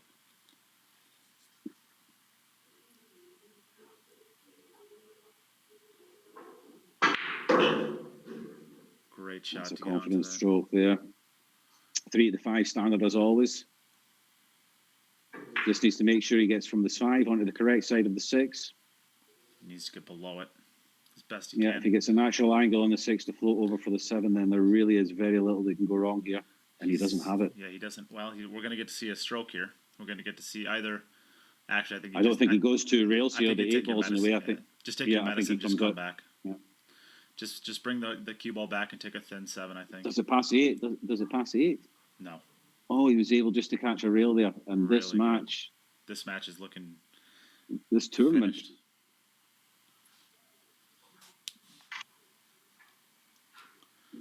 what a fantastic performance by Konrad. Perfect. The whole tournament has been a fantastic performance. A perfect set in the final Hill match Yeah. is about to be completed, which would be his 3rd perfect set of the tournament. Ladies and gentlemen, your champion, Konrad Congratulations. Juszczyszyn. You see what it means to him. You see how happy he is. That's what we like to see. Wow, Konrad. My Congratulations, Konrad. man. I got beat by the winner again. I got beat by the champion. Congratulations. How does it feel, man? You're a little nervous? Yeah, but not with a witness. I'm nervous because my phone was bad. It was bad. So no. Congratulations, Konrad. Fantastic performance. And Aivhan, we'll start over with you. It sounds quiet enough in there that we can chat with you.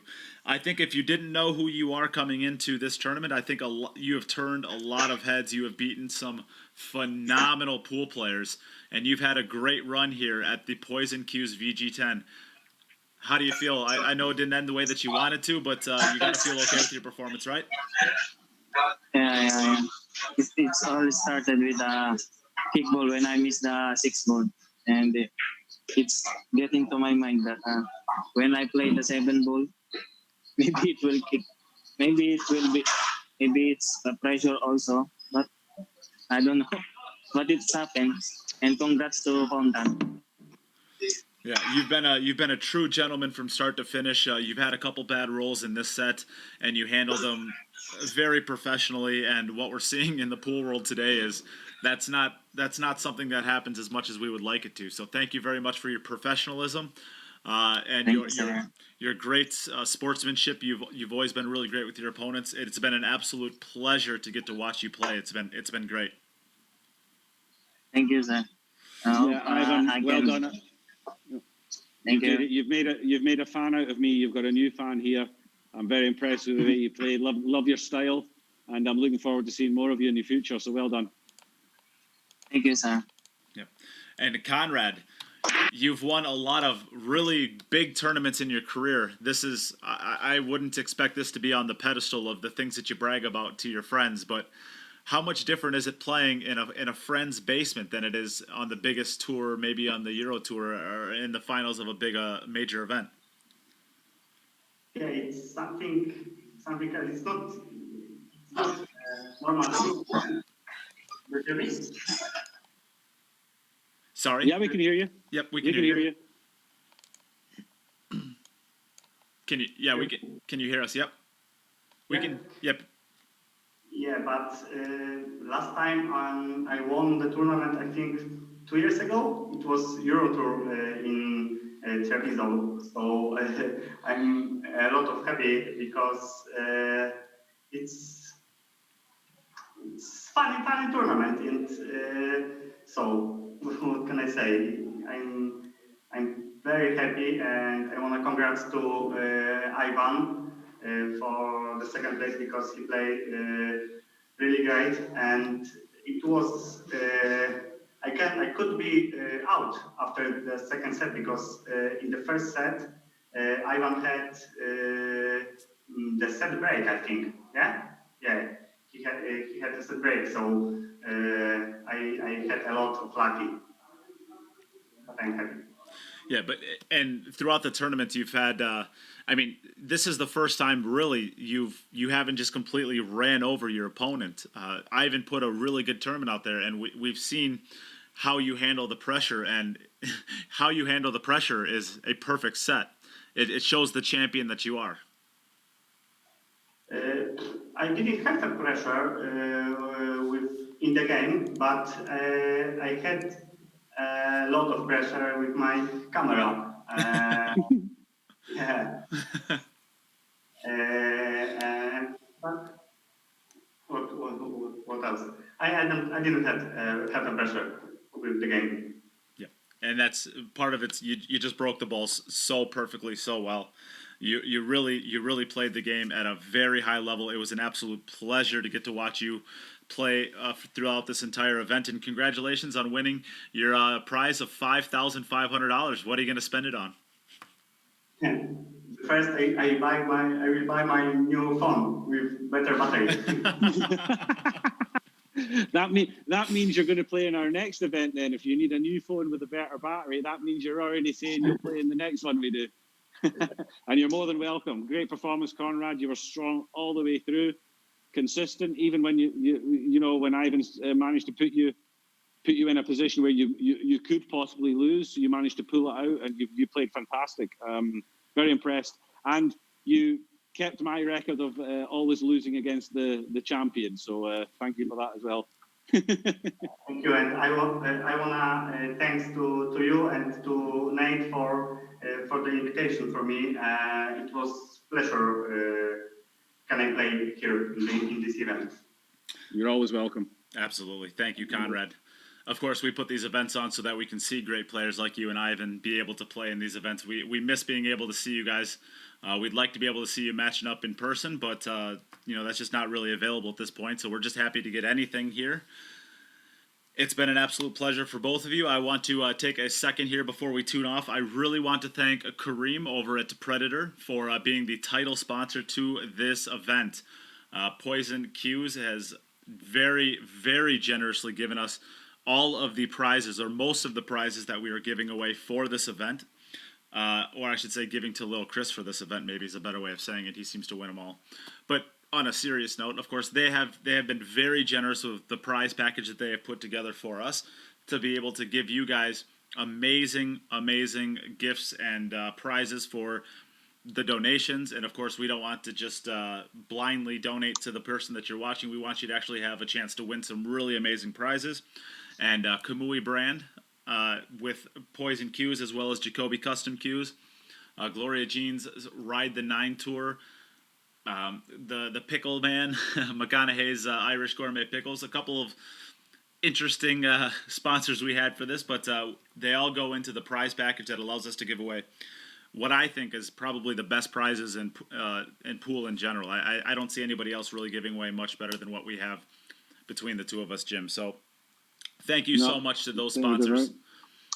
Please go over there and like and follow their Facebook pages. It's the least that you can do to just show them that you appreciate that they are giving back to the sport and allowing the game to really grow, and allow us to give the opportunity to get some of the best players in the world here for a virtual event over the course of a couple of weeks, taking time out of their busy schedules to put a show on for you guys. The least that you can do, just go over and like and follow their pages. Poison Q's on Facebook, Kamui Brand on Facebook, Jacoby Custom Q's, Iwan Simonis, Gloria Jean Ride the 9 Tour, McConaughey's Irish Pickles, Predator, Q's, and all of the other sponsors that helped us along the way. Thank you so much. Please head over there, like and follow their page. And Jim, it's been a long road, but we got there, huh? Well, yeah, what a tournament, what a final. It's been for me on this side of the commentary box and on the table. It's been great fun. I've really enjoyed it. I got to say, all credit to you, Nate. Once again, the amount of work you put into this is insane, and I know you're going to be busy for quite a few days after we log off now. And I know how much I appreciate what you do. I'm more than happy to help out, and I will do in the future anytime you need me. I know that the players really, really, really appreciate what you've done for them. And in fact, to show you their appreciation, they have put a little pot together for you, which I'm collecting at the moment. And I know that my wife has had to sit on her own in the evenings while I've been doing this. I know your wife's been doing her own thing, or hasn't seen you as much as she probably would like to the last while, with all the work that you've been doing, the hundreds of hours that you put into this. So we've got a little pot put together that I'll get to you once it's all collected, and you can buy her something nice, or take her out for dinner, or buy yourself a new cue, whatever it is you want to do with it. So just to show you how much the players appreciate the work you've put in, and that you've, they're all. We need more people like Nate Mindham in the pool industry, and if we had a lot more folk like you, then we'd be in a better place than we are just now. Wow! So well done to you. Really appreciate that. I did not see that one coming. I guess my wife is getting swad. That is an Indian restaurant that's our favorite. So I guess we're going to get us some swad. Enjoy. I really appreciate that, Jim. And of course, this all spawns from just wanting to see these players play, right? I mean, of course, the work that goes into it, whatever. But I'm happy to do that, just to be able to get to watch the Konrads and the Aivhans and the Albin Oceans and the Alex Kazakas, Kelly Fishers. I just want to be able to see those players play again. We had a discussion. And the Jim Telfors. And the Jim Telfors. Never heard of her. Never heard of her. All right, then. You horrible man. You won $3 off me. What do you expect? Oh, I'm collecting as well. Trust me. I mean, we just want to see the players play as well. It's just as much as everybody out there that's tuning into this. So we're very, very happy to be able to do it. I know, Jim, you put a lot of effort into this as well, and you do a lot more than people ever realize as well behind the scenes. So I really got to thank you. I couldn't do it without you.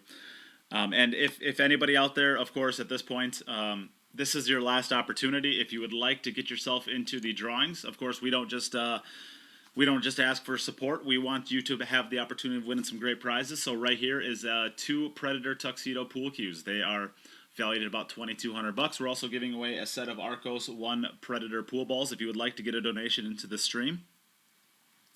All of the ways to do so are on the pinned comments, but you know, I don't even want to talk about that at this point. I just want to congratulate our 2 finalists one more time. Konrad Juszczyszyn, thank you so much for playing. Congratulations to you. And Aivhan Maluto, if people don't know you, I'm telling you what, people are going to remember you after this. The performance you put on for us was absolutely spectacular from start to finish. It was a pleasure, pal. So, Thanks, well done both. Yep. Congratulations. Thanks. So I guess for the final time now, Jim, we're gonna tune off for the day. We're gonna be doing the live drawing in 2 days, but until then, we're gonna go MIA for a little while. Yeah, good luck to everybody who's donated throughout the event. I hope these beautiful cues go to good homes and you get looked after and they play well. And I'm wishing you all the best of luck with it. And I guess we will be back with the VG9 pretty soon. Well, we got and Jason. we'll have some more fun. We got. Let's get a tour of this pool room over there before we sign off quick, because this is a really, really, really neat pool room. We're going on a virtual tour here. Kind of. We're kind of just shaking around. Maybe we're not going to get a tour. Maybe they're not listening to us. It's pretty nice, huh? Yeah, it's pretty nice. All right. Thank you, everybody, for tuning in. We are going to George, to answer your question. I'm not sure. It'll be probably in the afternoon, maybe 6 or 7 o'clock Central American time, something like that. I have some lessons I got to give in the morning, so probably in the afternoon. All right, everybody. Thank you all for tuning in. Thank you all for supporting. Thank you all for sharing, doing all the things that you do. And yeah, I guess this is the last time. We'll tune off until February 18th when we're running the women's VG9 event. Thank you, everybody, for tuning in. Thanks a lot, guys. Donate. No point in saying share anymore. Just for good measure, huh? Just for good measure. All right. See Take you care, later, everyone. folks.